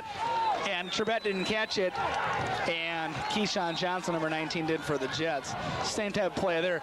That play was going to Schwagert. A little bit off the line, and boom. First and 10 by Buffalo will take it. They're not going to complain. That kind of good fortune falls upon you. Just take it. First down and 10 to go, 7.5 minutes to go in the first half, and a run right up the middle. Schroeder, the ball carrier. It's about 4 yards for Schroeder. Actually, Schrader. They keep calling him Schroeder, but it is Schrader. Yeah, Schrader. Stop made by Schaefer and Ross. Well, Buffalo, 2 huge fourth down conversions. Can't underscore the importance of those. 4th and 7 even they convert. Into the game on defense, number 87, Chad Quill, number 77, Jason Peterson step in. Good deal over center in the I formation. He has Cole Bryan onto the right side. Inside at DeMarais. Excellent play by DeMarais. Oh, brings the ball down to about the 5.5-yard line. Just short of the first down, be third down and about a foot. And the running attack, they're not fooling anybody. Good deal's hardly throwing the ball at all. It's just pass, option, quarterback sneak, whatever you got to do. But it's just on the ground. They're not even getting cute here. And what they're doing is they're chewing up the clock. They've chewed up almost half the quarter of the third quarter, just tearing the ball downfield there. Good deal over center. He has his backfield split. On the left side is Schrader. Hand off to him to the right side. Down to about the 1-yard line. First down, Buffalo. And you know what's going to happen here? Well, yeah, you go to Schrader. Well, I'll tell you right now, they're not going to pass. No, there's no use down here. Well, with the front line they have, why should you pass? You look at guys like number 76, Scott DeCamp, 6'1", 266. You start running behind guys the size of that, why do you have to pass? Number 88 also. I mean, look at the bodies in this. Adam 6'2", 160. Adam Gauthier. Touchdown! Touchdown, Don DeMarais. DeMarais on the touchdown. Donnie DeMarais. And Buffalo now establishes a 14-point lead at 26-12. And they're going to try the extra point here. And they're going to go for 2 because they're keeping Schrader in there, so they're going to try to run up to 14. No, they're kicking. Ooh, they're going to put Schulte back there. You're right. They're going to go up for 13. Well, they have to. I mean, Monticello hasn't converted an extra point yet. Might as well try to make it 13. Schulte will attempt the extra point. So here comes the snap out of Benzer. Here's your hold. It's down. It's good. And the kick is good. Good. Extra point kick by Ed Schulte. Very impressive drive there by Buffalo. They convert on 4th down twice. That's their, well, I can think of at least 3 4th down conversions. Yeah, they had the pass on the punt, and they had those. That's at least 3 right there. That's huge. That set up 2 touchdowns, the last 2 touchdowns for Buffalo, and you throw out those 2 scores, and it's still a 1-point ball game. Well, we know that Monticello can score moving left to right. The big thing is, are they going to be able to score moving into the sun? I mean, Monticello, I'll tell you right now, in my opinion, they have to score on this drive or they're going to lose the game. They have to score now because Buffalo is scoring well over 50% of their time when they have the ball. So, I mean, they can't Mickey Mouse around here and waste time. Especially because Buffalo keeps establishing so much time as their ally on the ground. I mean, there's not been a turnover in this game. Do you know that Monticello, coming into this game, has fumbled the ball 9 times during the year, and they've only lost 2 fumbles? I mean, is that an impressive stat or what? How can you come into the game only losing 2 fumbles for the year? That's awesome. Yeah, especially with all the different people getting touches of the football, like the wide receivers. That's very impressive. They haven't fumbled Oh, much. it's very impressive. Schulte on the kickoff. Down to the 14-yard line. Here we go with Pat Hook. Pat Hook, oh, excellent return out to the 35-yard line. Gives them good field position, and Brian Gowdy and his troops to go to work. Lynch comes out on the field. Hook stays out there. Jake Savage, number 71, your tackle. Al Elleros, 5'7", 225, a senior, doing some great blocking up there, along with Schaefer, number 66. Your senior center, Jamie Albrecht. They're going to try to blow the way through for the Monticello Magic. Hand off to the right side. Look at the blocking out there. Look at the wheels, Lynch. Nice open field tackle there. Oh, very excellent. I mean, that was an excellent play by Olson. Matt Olson, number 38. I mean, he was right there. That was a great job. Yeah, Olson, the only, a nice open field tackle. That's the toughest tackle to make when you're on the outside. One-on-one with, a fine running back there. He got the job done. Well, Lynch has good wheels, and he didn't outsmart Olson. Olson basically got him, so Olson's going to play at the cornerback side this time against Pat Hook on the lower part of the screen. And the pass, and the man is wide open. Chad Quill. Oh, my goodness. Is it in your eyes in the sun or not? I don't know. You look at the way the shadows are, the way the ball is. Could be. I'm not out there. But, I'm turning right now looking at it. His eyes were in the sun. Take a look, Sean. Look in the. Yeah, it's a bright sun. You turn yourself that way. It was right in the sun. Jamie Larson, that coverage kind of busted up a little bit, but if he catches that pass, he would have scored because there was no one between him. There was nobody there. So it brings up 3rd down and 7. They got to get right outside the 45. Oh, here comes Hook again. Quill is right there. Oh. Hook had a chance to hit Quill, and it just fell incomplete. Some near misses from Monticello there. Oh, those are tough ones to take. Those have been big plays, and they needed those. Well, that's a key thing, like you said. I mean, with 4th down and 7 to go, with 5:05 to go in the 3rd quarter, and down by, 15 points, 27-12, you can't keep punting the ball away and expect to win. You got to start getting some scores on the board. And here's the punt. They need to get some yardage out of the punt. Oh, big miscue by Buffalo. They roughed the kicker there, and that's going to be a 1st down for Monticello. Oh, what a big miscue by Buffalo there. And Coach Roll's furious. He's out on off the sideline there. Barking. You can see the hanky down there. If Tom goes to the left side, you can see the hanky down there on about the 28-yard line. And that is going to be major league against Buffalo. took the punter right out of action. Oh, that's not good. You never want to give a team at home on Parents' Day and nice weather like to pass. Tailwind in the third quarter. They need momentum. They just got stopped, and now you're going to give them a first down on a penalty. That is only Monticello's, I believe, fourth penalty on the year.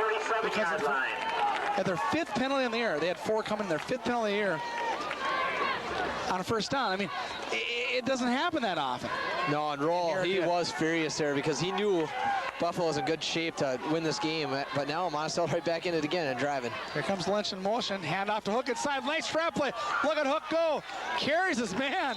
Nice move. About 8 yards. Nice tackle there by Tony Ross, a junior from Buffalo, number 6. Tony Ross all over Hook there, but Hook, you look at Hook, he has 9 touchdowns coming to the game. He scored the second touchdown today. He's at 262 yards on the ground. He also had 269 through the air. Man's wide open. Quill. There's Quill. Moving to the left side. Over the 30, down to the 25. Oh, Monticello moving down to the 23-yard line, and they have life now, Sean. They have life. A major miscue on the special teams, and I bet you the head coach for Buffalo not happy. Oh, he's furious and felt that penalty. But right there's a case of Monticello doing the little things right. That wasn't a tricky play, but they got it out there, and I'll tell you, got the ball and ran it upfield nicely. Well, you make a great point. It's like Justin Schrader. They're not doing tricky things, just running the ball, and it's working. Using his blocker. Uh-oh. Oh, look at Lynch. He gets 3 yards when he should have had -3. Mike Lynch, the scat back, pulls a Schrader move there and moves upfield. And you know, you have to like Mike Lynch. He came into the game with 405 yards on the ground and also 143 through the air. So, I mean, this is a guy that's not only good in track and field, but definitely has the afterburners on the football field. Gowdy, 2nd down and 7. His man is open out there again. Look at that nice catch by Hook. Just short of the first down. Nice tackle by Paulson, number 22. Oh, excellent play by Justin. And it's probably going to be a measurement. It looks like it's right on there. We're going to call for a measurement here. I signaled on, told the zebra, said, get a measurement here. I can't even tell. Yeah, I think so. Well, the wind picks up again. The wind has actually shifted. And now as you're looking on the TV screen, the wind is blowing right at the camera, so it's a crosswind. It's a little bit short by about a foot. And it's really picked up in the last 30 seconds. Now, we can feel it more than the players because we're 3 stories up on top of the press box.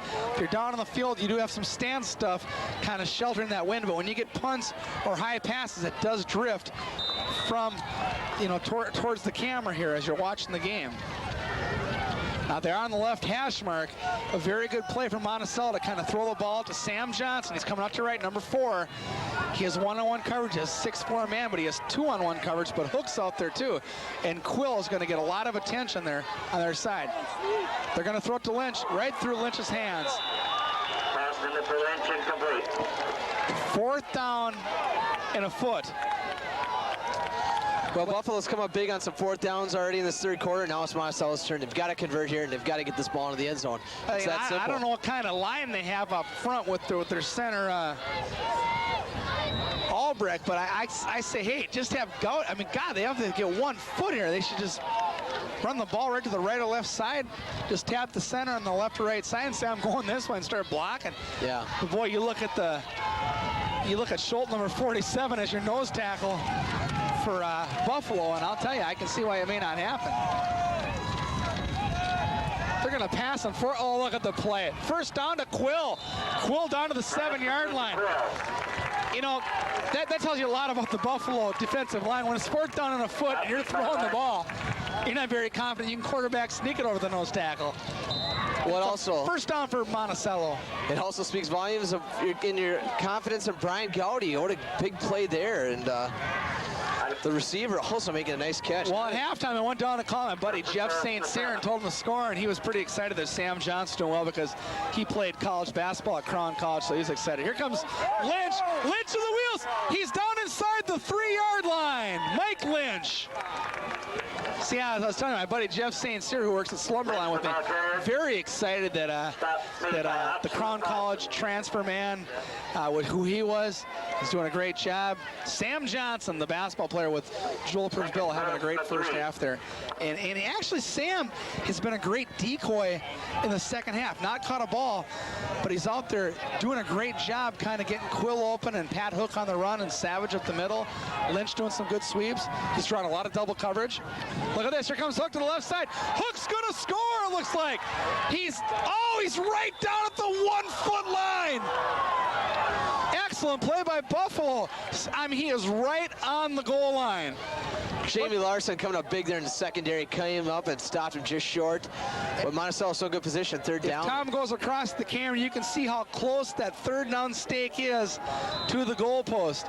I mean, it is right there. I mean, inside the one, it's inside the 1 foot line, and that football is literally on. Oh, it's right there. I mean, it's right there. Look at how close that is. And if we come across here, as Tom is, look at how close that football is when they come up to the lineup.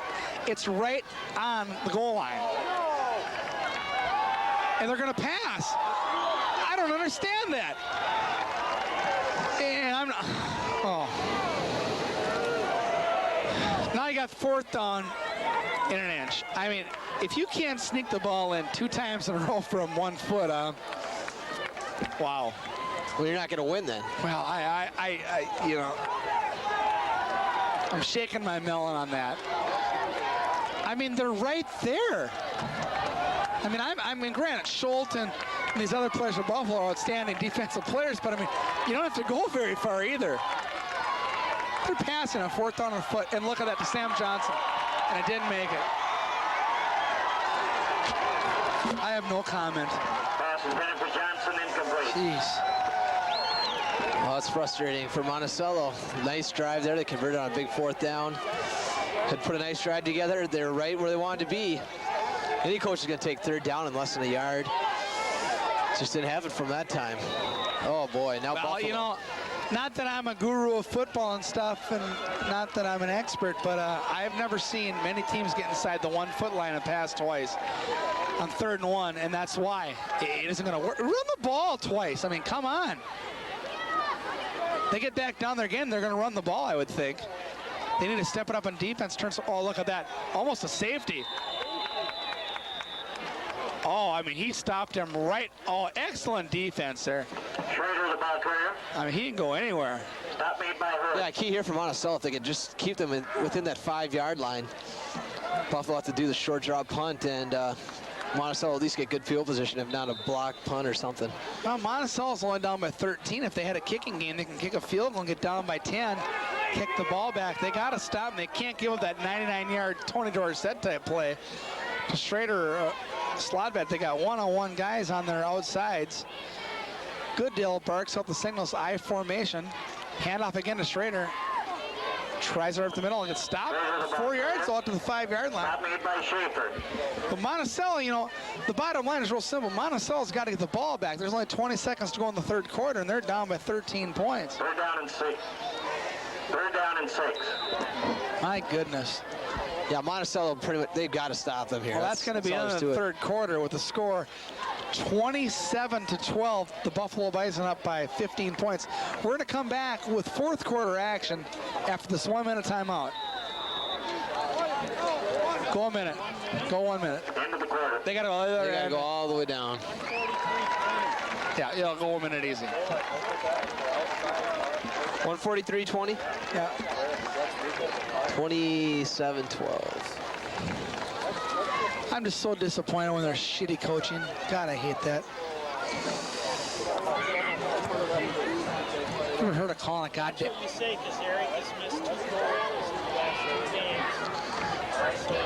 Oh, that's great. Has he really? Yeah. All we saw was color bar. And you scored. Don't say anything. Yeah, that's tough though. Ugh. Well, they got to stop him here. They got to stop him here. Back in stand. Okay. 5. watching the fourth quarter, and I think that really now you're going to see what the Monticello Magic football team is really made of. They're down by 13 points. They just had third down and 1 yard to go to get pay dirt, and it didn't happen. Their defense is a step up. It's now third down and 6. And look at Schrader, first down yardage. Schrader's about there. Well, if Monticello doesn't get something going here, Sean, it looks like they're going to be on the road next week real quick. Yeah, it's a very big conversion for Buffalo. First play of the fourth quarter, they're facing 3rd and 6. They go to the money man, Justin Schrader, and he knows what to do with the football. Gets a first down easily. Buffalo's going to take a timeout, it looks like. Buffalo calls a timeout. Somebody's banged up.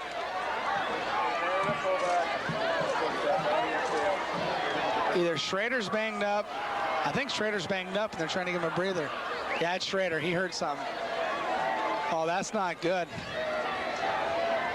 And that's not good for Buffalo for the fact they'll probably play Monticello next week, and they're going to pull him out right now. Yeah, well. See him on the field. Even Gooddale called the timeout, like, get him out. That's a smart play. Well, it is. Buffalo right now is in command, and you only need to use Schrader if you absolutely have to have him. You're up by 13 points and have the ball in the fourth quarter. Why beat him up? The big thing is you got to win next week, the playoffs. Yeah, and I'm telling you right now, I don't think Buffalo can beat Monticello without Schrader. It'd be a totally different game. I mean, totally. It'd be like Monticello without Gowdy. I mean, yeah. you have to. He's their key player on offense. Gooddale, let's face it, he's an okay quarterback. He's not spectacular. He hands the ball off all the time, and Schrader does all the work. That's what happens. I mean, that's a fact of life. I can hand the ball off. I mean, that guy's awesome. That Schrader's up and down the field. Just throw the ball back and let him go. He's a scat back. And Buffalo has had some injury problems. One of their better players, Mitch Tyson, has missed a few weeks with an injury, and they're hoping he'll be back for the playoffs. But well, when you're calling a timeout at the start of the fourth quarter to get your star tailback out, the guy's banged up. Yeah. I mean, you don't call a timeout to do that. So Monticello here needs to capitalize on 2nd down and 8 and get this ball back in 2 more plays. It's there. Oh, and he's wide open. Look at it. Hook will run him down. Paulson, touchdown. Excellent play by Justin Paulson with 11:10 to go. Buffalo moves out. 78 yards there to Paulson. What a big-time play. A beautiful pass by Gooddale. He floated out there nicely, and Paulson did the rest. Made some moves downfield. He got it in the end zone. Well, he definitely did that. I mean, he went downfield. It looked like Pat Hook had a chance to get him, but it did not develop. And he goes all the way for the score. I think that's the longest touchdown we've seen this year, 78 yards. Wow, they covered a lot of ground there. A 99-yard touchdown drive by the Bison. We'll try the extra point by Schultz. Benzer with the snap. Nice snap again. Boy, does a great, a nice boot right through the uprights. And Gooddale is fired up, to say the least. Well, if Brian Gowdy ever needed a comeback of his life, it would be right now. Yeah, it's going to be the Brian Gowdy show from here on out. I mean, if Monticello even runs the ball, I'll be amazed. Heck, if they run the ball, they're insane. They didn't run the ball on 3rd down and 1 from the 1. I don't know why they start running the ball now. No, with 11 minutes to go, down by 3 touchdowns. I mean, they're down 34-12. They're down 22 points. Wow, Buffalo that's a dagger right there, and they really stuck it in deep to Monticello. Wow, great play by Gooddale. Well, they did. That was a great offensive play by the Buffalo Bison football squad, and Gooddale made a nice pass, and Paulson made the reception and went downfield and executed the play fine. Hook made a nice effort there to try to slow him down and just barely missed him, and Schultz going to kick off, and Monticello.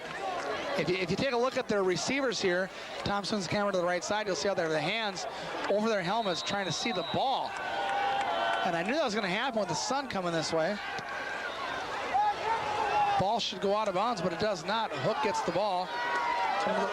Oh, nice play by Hook. Brings the ball up to the 30-yard line. Pass the ball carrier. Well, you know that Buffalo pass rush is going to try to get on track now and get to Gowdy and really pressure, because that's what this game's turned into. It's going to be offensive fireworks by Monticello, or at least that's what they're going to try to do. They're going to be dropping back. Probably some deep drops, I think, to try to get a big gainer. Well, I'm going to tell you right now, if Monticello punts or loses the ball on downs or turns it over, they're done. They have to score every time they have the ball. If they're on Savage, they're going to trick them, and it gets 5 yards. But they need to go to fast plays here, and Hauslog needs to get the play out quick and get to the line. Made by Paulson. Yeah, they can't waste any time. No, they can't. They should almost have 2 plays called. When you have 10.5 minutes, you can't be looking at your wrist. You're saying, okay, we're going to do this and that. They need to get up there and play football. I mean, the clock is not their ally when you're down by 22 points in the 4th quarter, and the clock's moving 10.5 minutes to go. You got to start scoring. Nice ball, X. See, you can run a play like that without going to the huddle. That's right. And get up there and do it again. It's like, yeah. It's Sandlot time. And Hauslog did the right thing. He threw a play and boom. Come here. Okay, get up there, go. The clock stops. The chains are moving. Get up there and do it again. They can make a game of this yet. They don't need to give up yet. They need to get up there and keep moving the ball. The problem with Buffalo's right now is they're kind of playing soft on the defensive side, so Gowdy can kind of tear them up and get some stats going. And see, they're playing that run real soft, and they're giving 8-9 yards. But the problem again is, even if they give up 8 yards, Savage, they're shooting up 20 seconds. And 20 seconds is not enough at 8 yards time when you only have 10 minutes to go in a game, and you need 3 scores. They got to start throwing the ball. They got to try, what they got to do here, Sean, is they got to try for like an interference call or something. Get the ball downfield to Johnson or Quill. Yeah, incomplete passes don't hurt them too bad at this point because it stops the clock. You just go back on the next play. You got 4 downs every time. Look at Lynch, going to get out of bounds, down to the 32-yard line. Nice play. And that brings up a first down. So those are the things they need to do. Monticello does 2 things here. They complete the pass, they get 4 more sets down, and they kill the clock. That's a smart play. That's a real smart play. And I think Jeff Hauslog is an excellent coach, and he can get the job done here. What they need to do now is they need to just keep throwing this ball and bringing that ball to Savage. Look at Savage just carry the ball 5-6 yards every time.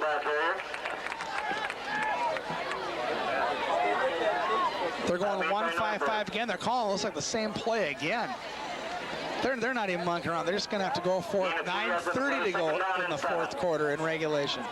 Now, Monticello has to score 3 touchdowns and convert 2 of 3 2-point conversions to tie the game. They call that same play, that 1-5-5 play. You can see him do the same thing. That was the same play to Hook.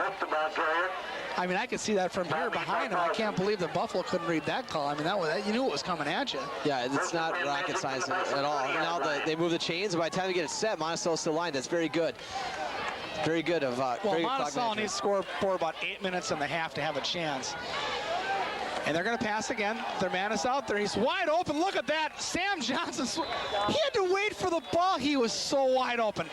Where was the defense for Buffalo there? Are they going to sleep now? They're playing really soft down the prevent, and it's a first down again. Monticello marching down the field. Buffalo kind of letting them just do it like they're kind of saying, well, we'll let you score once or twice, but you can't do 3 times in 10 minutes. Yeah, they got to tighten up now, though, inside the 10. No excuse to play that soft anymore. Monticello needs to score in their second play here and just stop this thing right here. Here comes Gowdy back. Oh, ball's batted down. But good for Monticello in the sense that if the ball's caught by Lynch, it's tackled, the clock keeps moving. It saves Monty about 30 seconds, equivalent to about a timeout. So that may not be a bad play. No, they've done really good slant patterns here with Sam Johnson, number 44, and also Chad Quill coming across the inside from your left to your right on your screen. So look for 87 Quill or number 4 Johnson here for a touchdown. Handoff inside to Savage, fakes everybody out. Moves down to the 6, but now it's 3rd down, and they have to have 2 plays, and they have to get in. They don't have a choice. The ball's on their 6-yard line. 3rd and goal from the 6. 3rd and goal from the 6-yard line. The clock is moving. 8:37 to go. Well, we have an exciting game. Even though it's a 22-point game, you know, Monticello has a heck of an offense. Anything can happen. Gowdy. Look at his man is open. Savage dives in. Touchdown, Jake Savage. Oh, excellent play. Savage looking, he's going to go to the left shot. Moves to the right, cuts back in, and he's going to make a game of it yet. Can't say enough about Brian Gowdy on that play. He was swamped there. He was totally swamped. Eric Tesmer, Steve Lee, I think, was in there in the backfield. And I'll tell you what, it wasn't a pretty pass, but that's how you win football games, is by making the ugly plays. Doing what it takes. 3rd down and 6. They come up big with the touchdown, and well, you know, when I put these schedules together on Cable 8 Sports, Jones Intercable, I was trying to give a good match. I was getting a little disappointed because I was starting to get a blowout. And Monty comes back and makes me smile because they got to keep the fans tuned in now. Things can happen. So we're going to go for our first 2-point conversion of the 4th quarter here. Gowdy over center has Quill way out to his left side. Back to Hook. Hook's going to make it easy. Makes it look like nothing. Your score now is 34-20. Pat Hook on the 2-point conversion move left to right. Excellent play by Pat Hook on the pitch out from Gowdy. And we're going to come back in 30 seconds. Your score is 34-20. Buffalo up by 14, 8:24 to go in regulation. Back after this. What do we say, 60 points? It's 54 right now. Yeah. I don't think the onside kick yet, but boy, that Buffalo offense almost should. Just have not stopped. Well, Schrader's not back up. This is gonna. Yeah, Schrader's the helmet. Oh, he's still on the sideline. His helmet on. Well, usually he's in the kickoff return team, but. Oh, it's a kickoff though. It's not a return.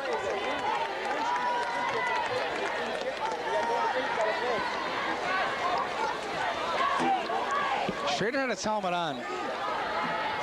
Well, Justin Schrader has his helmet on for Buffalo, so he may be coming back in their star tailback, number 21. We'll take a look at that. But Monticello has made a game of this, and if you've been following the game the whole telecast with Sean, myself, and Tom Benzer, our excellent cameraman, which I know you have, you don't channel surf when this game's on. You knew when we said in the first quarter we looked for 60 points, there's now 54, 34-20.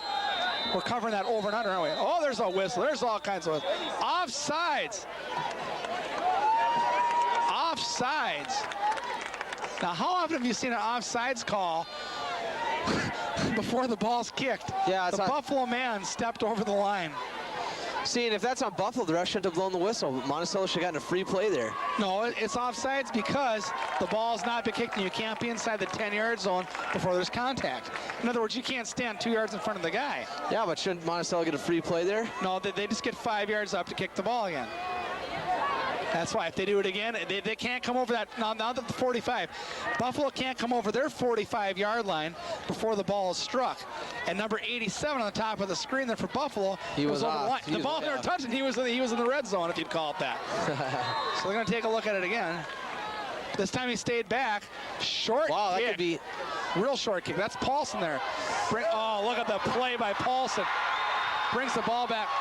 Nice return to the 45-yard line of Monticello by Paulson. Paulson had a 78-yard touchdown reception. Now a great kick return there of about 32 yards. Paulson's been huge in this game, both offensively and defensively. Oh, right there on the special teams, he's got the huge touchdown. He's been excellent to say the least. He's made some plays in the secondary. Man, the guy's huge game for Paulson. Well, we've now figured out that Schrader is banged up because Schrader is not in the game. DeMarais is going to be your tailback now. And your fullback, number 9.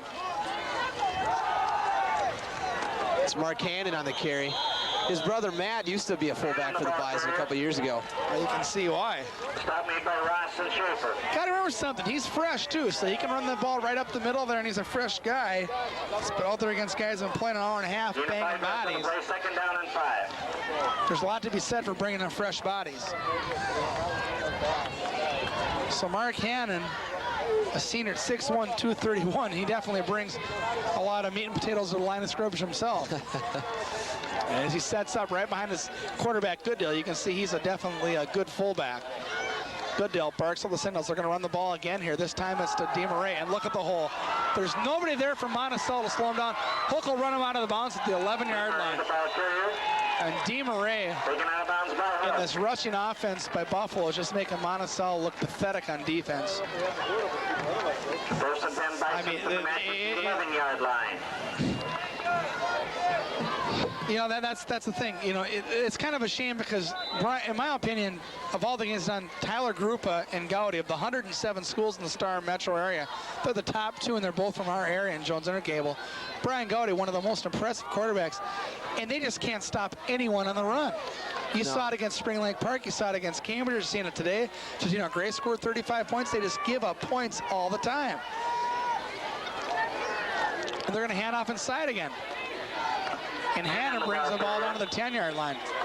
But not a big deal for Buffalo. The big thing for Buffalo is they're chewing up 30 seconds. And Monticello cannot expire timeouts when you're down 2 touchdowns. They got to just try to get within 1 touchdown before they start thinking of doing that. On the 10-yard line, they obviously need to stop now, but you have to look for like a slant pattern here where Goodell cross them up there, say, hey, our running game's not as solid now because Schrader's not in, so they might look for Cole Bryan, number 7. They might look to the outside for their tight end, number 89, or 85, Schwagert. Schwagert hasn't seen a lot of action. They might look for him real quick. This time the handoff goes to DeMarais to the right. Look at this wheels DeMarais has. Knocks him out of bounds at about the 2.5, 3-yard line. Stops the clock, favor from Monticello. It does bring up 2nd down. That'll be 3rd down now, 3rd short. Yeah, you're right, 3rd down. DeMaray's not had a bad day, you know. Oh, DeMaray's had a good he's in the shadow of Schrader, but he's contributed all day long, and boy, nice carry there. Well, I think I'm surprised Schrader's only a junior. Yeah. Boy, he's going to be a workhorse next year. I mean, he's the man. There it is. Pass. Oh, they looked for Schwagert there. And boy, Hood really nailed him. Yeah, he really took a shot there. Hood said, whoa. That's good football. He said, I want to post up against you in basketball, buddy, in the winter. He didn't like that at all. Stops clock with 6:41 to go. You know, really with the kicking the shoulder, in my opinion, if they don't make it here, then they kick a field goal. They're crazy if they don't. Yeah, I think then they go by 3 scores. Yeah, Schultz is on the field.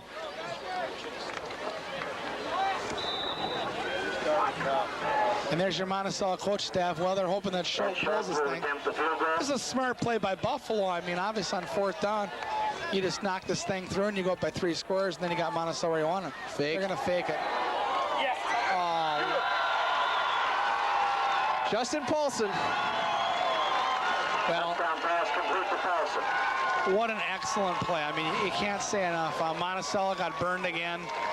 They got killed on a punt, a fake punt, and now they got killed on a fake field goal. Wow.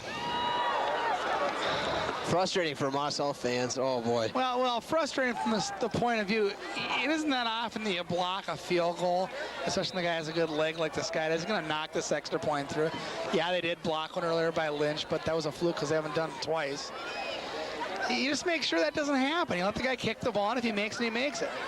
See, it's up and it's good. I mean, what are you trying to prove there? I don't try to be so critical of things, but I mean, come on, man. My wife's a teacher in this school. I might have to go get my teaching license myself. I'm telling you.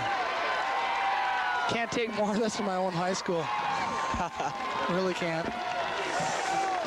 I mean, it's so depressing because I really expect Monticello to come out here and score 35, 40 points and hold Buffalo to 20. And as you can see, now it's 41-20. It's not happening. And I'll tell you, the only thing that's going to save Monticello is if Justin Schrader doesn't play next week. Because if Justin Schrader doesn't play if Justin Schrader's playing, they might as well just stay home. What a bold statement, huh? Well, Monticello, I think they're one of those teams when you got all that offensive firepower but no defense. Well, it's kind of like when Monticello plays Buffalo in basketball. I mean, I don't know why Cole Bryan and Brent Schwager waste their time playing for Isabella and Sam Johnson, Dusty Decker. I mean, you know they're not going to win. I mean, it just gets to the point where, you know, I'm tired of the words moral victory. Yeah, we scored 3 times. Big deal. Gave up 6 scores. Start playing defense. Here's Pat Hook, a great player. I'm very impressed because he's a hockey player. I'm not such a hockey fan. He carries the ball to the 45-yard line. And then he's banged up, and he'll be back out there. And he's coming off a little shaken up. Tom has the camera on him right now. Pat Hook's banged up, but he's a trooper. And he's one of the best players in this team because the guy has some guts and some talent, and he gets the job done. Well, one thing too, Monticello, and if these teams match up again, which they probably will, that's something weird happens. Yeah, but Turnovers, there's no turnovers. Turnovers really could change a game like this. Monticello can't lose a guy like Pat Hook if they want to have a chance. He's a key guy. They're going to run a reverse to Chad Quill. He's out there. He just needs to beat one guy, and he can't do it. And he's swarmed under for a loss of 2 yards. Well, excellent defensive play by the Buffalo squad there again. That was number 6 on that play, Tony Ross. A 5'10" junior, 172 as a linebacker. And he stayed home. He did the great thing there. He stayed home. He looked for the trick play.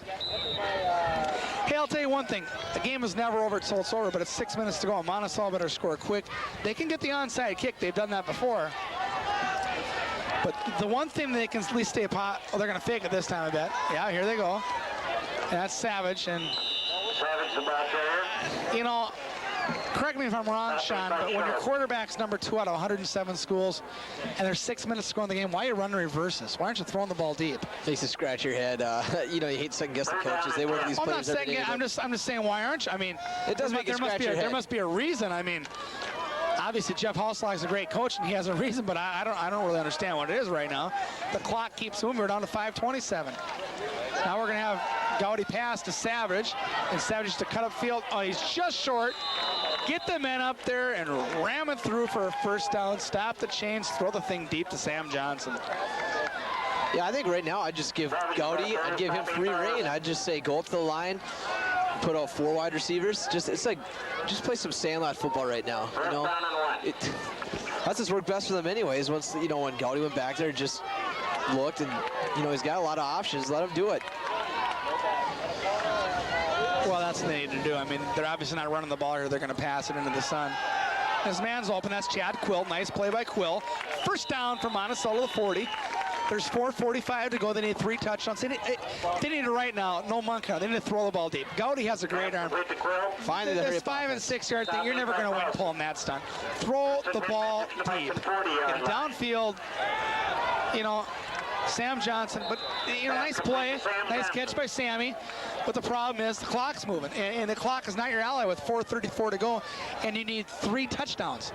I mean, you got to have 2 converted onside kicks, plus you got to keep scoring. Yeah, why not just throw it deep now? You got 2nd down. If it's incomplete, stop the pass, stop the clock. Here's Hook, who is banged up. He's tentative. He's banged up a little.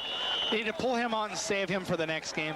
Because whether you do come back and win the game or not, you need Pat Hook to win next week. Just like Buffalo needs Schrader to win. I mean, these are key guys. You need to yank him out of the game. You can tell he's banged up. And they got a lot of other quality players. Obviously, Mike Lynch and Savage, you got other tailbacks out there. Bring a 3rd man, bring another wide receiver. Lynch moving out there, right through his hands. Now the clock stops, 4th down and 4 from their own 34-yard line, and looks like Monticello is not going to have another home game this year. They're going to be on the road through the playoffs, and it looks like they're going to travel to Buffalo next Tuesday night at 7 o'clock. Unless some miracle happens here on 4th down and they can get the ball back a few times, only 3:47 to go, down by 21 points. They'll send Sam Johnson out to the right side. On your slot back will be Hook, Savage right to the right side of him, and Lynch to the left. And this man is wide open out there. Hook, excellent play by Pat Hook. He's going to score. Pat Hook. Penalty in the backfield could be a hold. And it is against Monticello. We're going to call that back. So Gowdy's going to try that one again. Well, Pat Hook, you know, banged up, staying in the game and showing his talent and breaks every tackle. That just shows the toughness of a young man like him. Boy, another bad break for Monticello. They get a touchdown, and then I think that's the first holding call of the day on either team. And boy, oh, you look at the way Chaz Gainley and other people are walking back to the huddle. They're just like, oh, you got to be kidding me. You have to be kidding me. We finally score and have a chance with an onside kick, and now we got a holding penalty. Nothing to be alarmed. Gowdy is throwing big passes to Sam Johnson, other folks out there. Get back up, get up to the play, throw the ball downfield. Make sure you throw the ball at least to the 30, though. What is going? They're going to try. Nice play to Hook. Pass complete to Hook. Well, Stop made by Opsel. Boy, they really tried that halfback option to death. Boy, you think they're in 4th down and 15. Why take it out of the hands of Gowdy? well, He's obviously your that's- best passer. You know, I'm glad you said it because I'm getting tired of saying it. But first of all, you know, Savage is a good guy. But he's thrown a pass all day. And now it's 4th down and 15. You're going to rely on him. Yeah, to you're not convert going to get the element of into the surprise. sun. They've been trying the halfback option all day. It never really worked. And it's not going to work there, but I don't know. Oh. I'll tell you, wow, I'm baffled. I am really baffled. I guess the reason I'm so baffled is I think that Brian Gowdy is such an outstanding quarterback. I don't understand why you're running halfback. Just let the guy throw the ball. Stop made by Houserock. I mean, I looked, you know, unless if I was reading a different newspaper than most people, I noticed that there was 107 schools in the paper. He was number 2, and he's not throwing the ball. What is going on here? Let him throw the football. He's great. Brian Gowdy is a good man. He's going to be a great point guard for Max Lavelle. I hope they use him well at that spot. Gooddale's still over center. Schrader's still not in the game. Monticello has a chance to win the next game based on the fact that Schrader's not going to play. That's well. I think if this game Yeah, you know, another fact is because it almost is a blessing that Monticello's getting beat as bad as they are, because Buffalo might come in so confident that they're just going to blow them out. Kind of like Monticello did at Delano last year when Monticello played at home, that they get beat. Becker did the same thing last year against St. Michael. This might be a benefit to Monticello. you never know. You know, every day is different. It's just, Well, but it people always starts 0-0 again, Victor. Well, Next people time. cop attitudes, and two things happen. If your number 1 tailback is staying the way it is, he takes one shot even in the first quarter from Schaefer or Hood or somebody, and he's out of the game. They're not going to beat Monticello without Schrader because this team relies on him so much.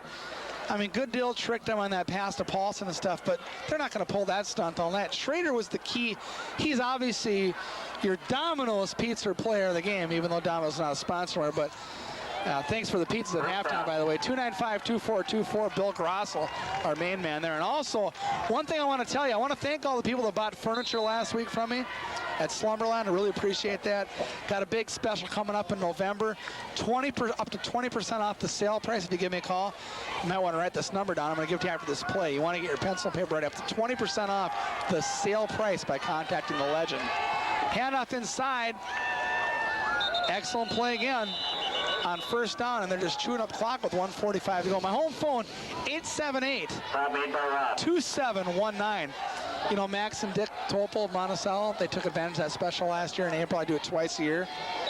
15% off anything under 1,000, 20% off anything over 1,000. Second down and So you 7. need like a bedroom set and stuff? You dialed in, aren't you, Sean? Some big savings to be had, Victor. You like that new mattress I got you? Boy, you're sleeping pretty good now, aren't you? Not bad, baby. All right, I like it. That's why you do such a great job calling the games. And Schwager gets off the field just in time for a good deal, calls the signal. Barks him out, the I formation. He has DeMarais in the backfield. He pitches the back out ball to the right side. DeMarais, look at the blocking out there. Oh, nice tackle.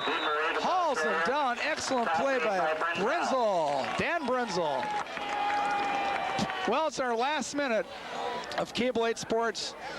We hope you enjoyed the season. We saw some excellent play out of Maple Grove, where they gave Elk River a major scare. Ben Nyquist this year did a great job for the DC Chargers against Delano. Obviously last week Danielson played a great game, and Nick Kramer and Bogan Reef. We saw Dave Vetch and all those players from Volkman, Chris Volkman. He's big time. Oh, big time from St. Michael River. Go down to Monticello, and now Monticello's going down to Buffalo with the likes of Schrader and Gooddale. And look at the inside first. Oh, look first. Hannon just barreling forward for yardage. Even though Schrader may be gone next week, Hannon may be a force to reckon with. He'll have to step his game up. But again, congratulations to Monticello and Buffalo in great years. Monticello finished the regular season in 4-4, just like last year, 3-4 in the conference. And Buffalo will finish the year at 5-3, 5-2 in the conference play. Lost their only game to Albany. That's your last play of the game. Hannon up the middle there. 2 yards. Your final score is 41-20. The Buffalo Bison win by 21 points. Cover the point spread and win the closing game of the North Suburban Conference during the regular season. Well, Sean, what do you think of it?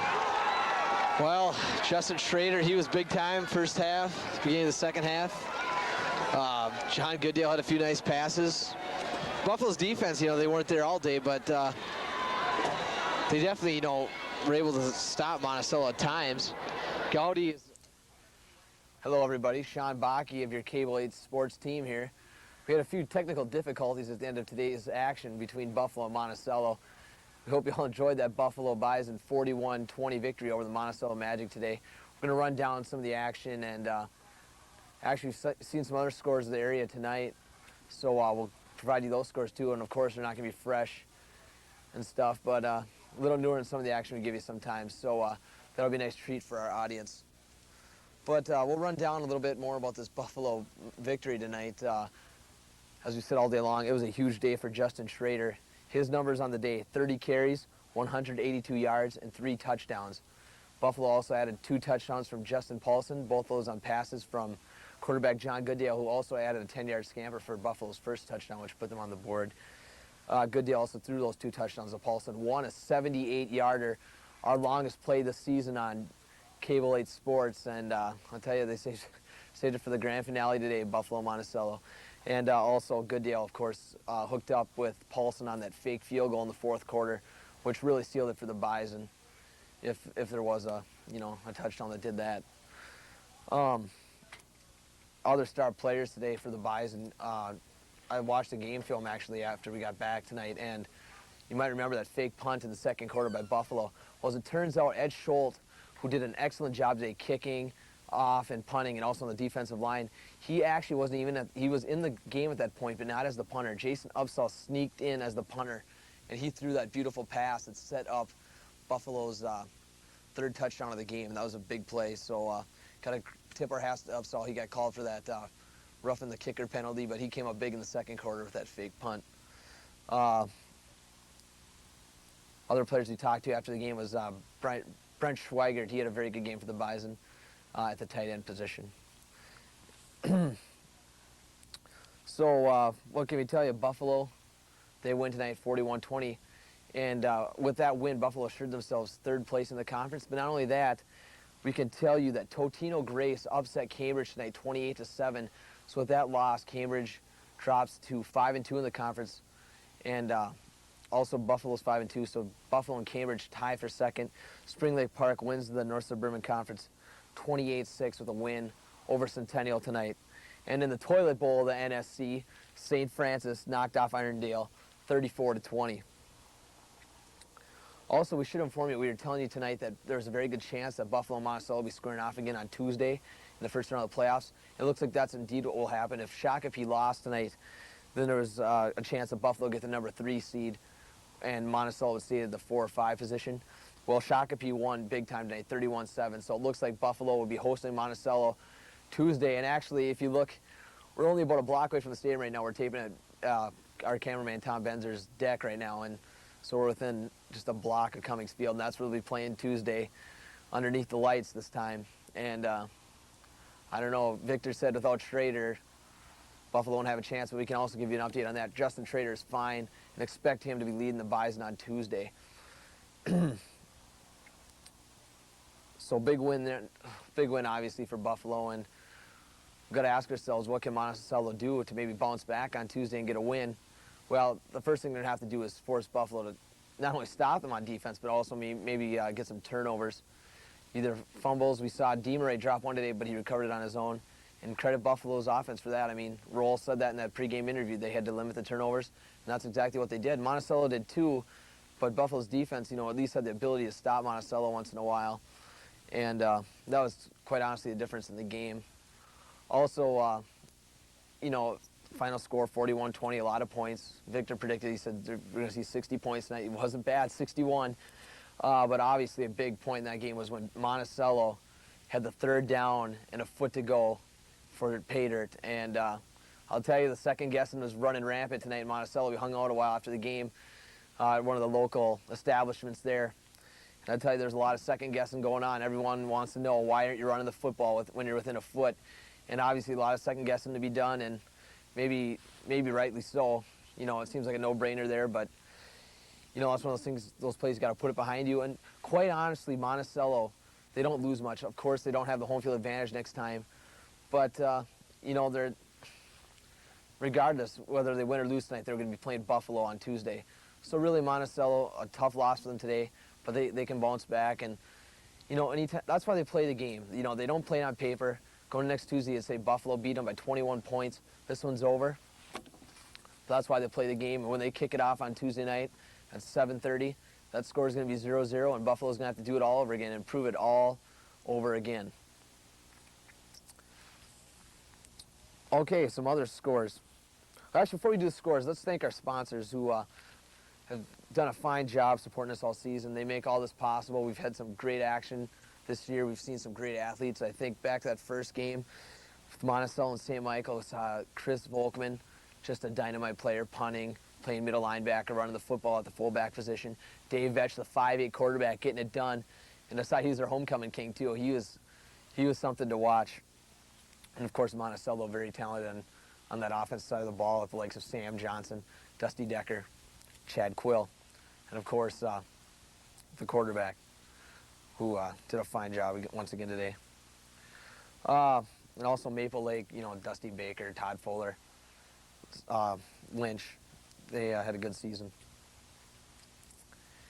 Okay, so our sponsors: Buffalo Chrysler, Buffalo Hospital, Champion Auto, Flickers TV and Appliance, John's Sausage House, Monticello Big Lake Hospital, Maurice Ford, Oakley National Bank, which is where I do my banking, South Fork, and you gotta love them, the Bank of Elk River. So a lot of sponsors tonight, a lot of people getting involved in the Buffalo and Monticello communities. We thank them for that, and you know, they make it all possible. And we actually got a chance to sit down with a few of the kids tonight and watch the game a little bit with them. And I'll tell you, you could see it meant a lot to them, and they enjoyed that. So once again, thanks to our sponsors, and try to frequent those local businesses. Also, before we get into some of these scores from tonight, I gotta tell you, we want to hear the feedback from the viewers. We want to know what you think about the job we're doing, what ideas you have for things we can add, you know, to our broadcast, and any other ideas or comments you might have. You can call Tom Benzer's personal number, 682-4859. On the message, there'll be a directory, and the first directory will lead you right to a Cable 8 Sports directory bank there, where you can leave a message, and we'll get a hold of that, and you know, either we'll get back to you or at least take into consideration what you say, and that means a lot to us, and we want to know what you guys think. That number, 682-4859, and just leave it on the answer machine there. 682-4859, the Cable 8 Sports Hotline. Please do call and give us some feedback. Well, I kind of ran down those North Suburban scores for you tonight. Let's give you a few other scores, and there were some big surprises tonight. We'll go right away to the Twin Cities American Conference. Elk River saw them sneak out that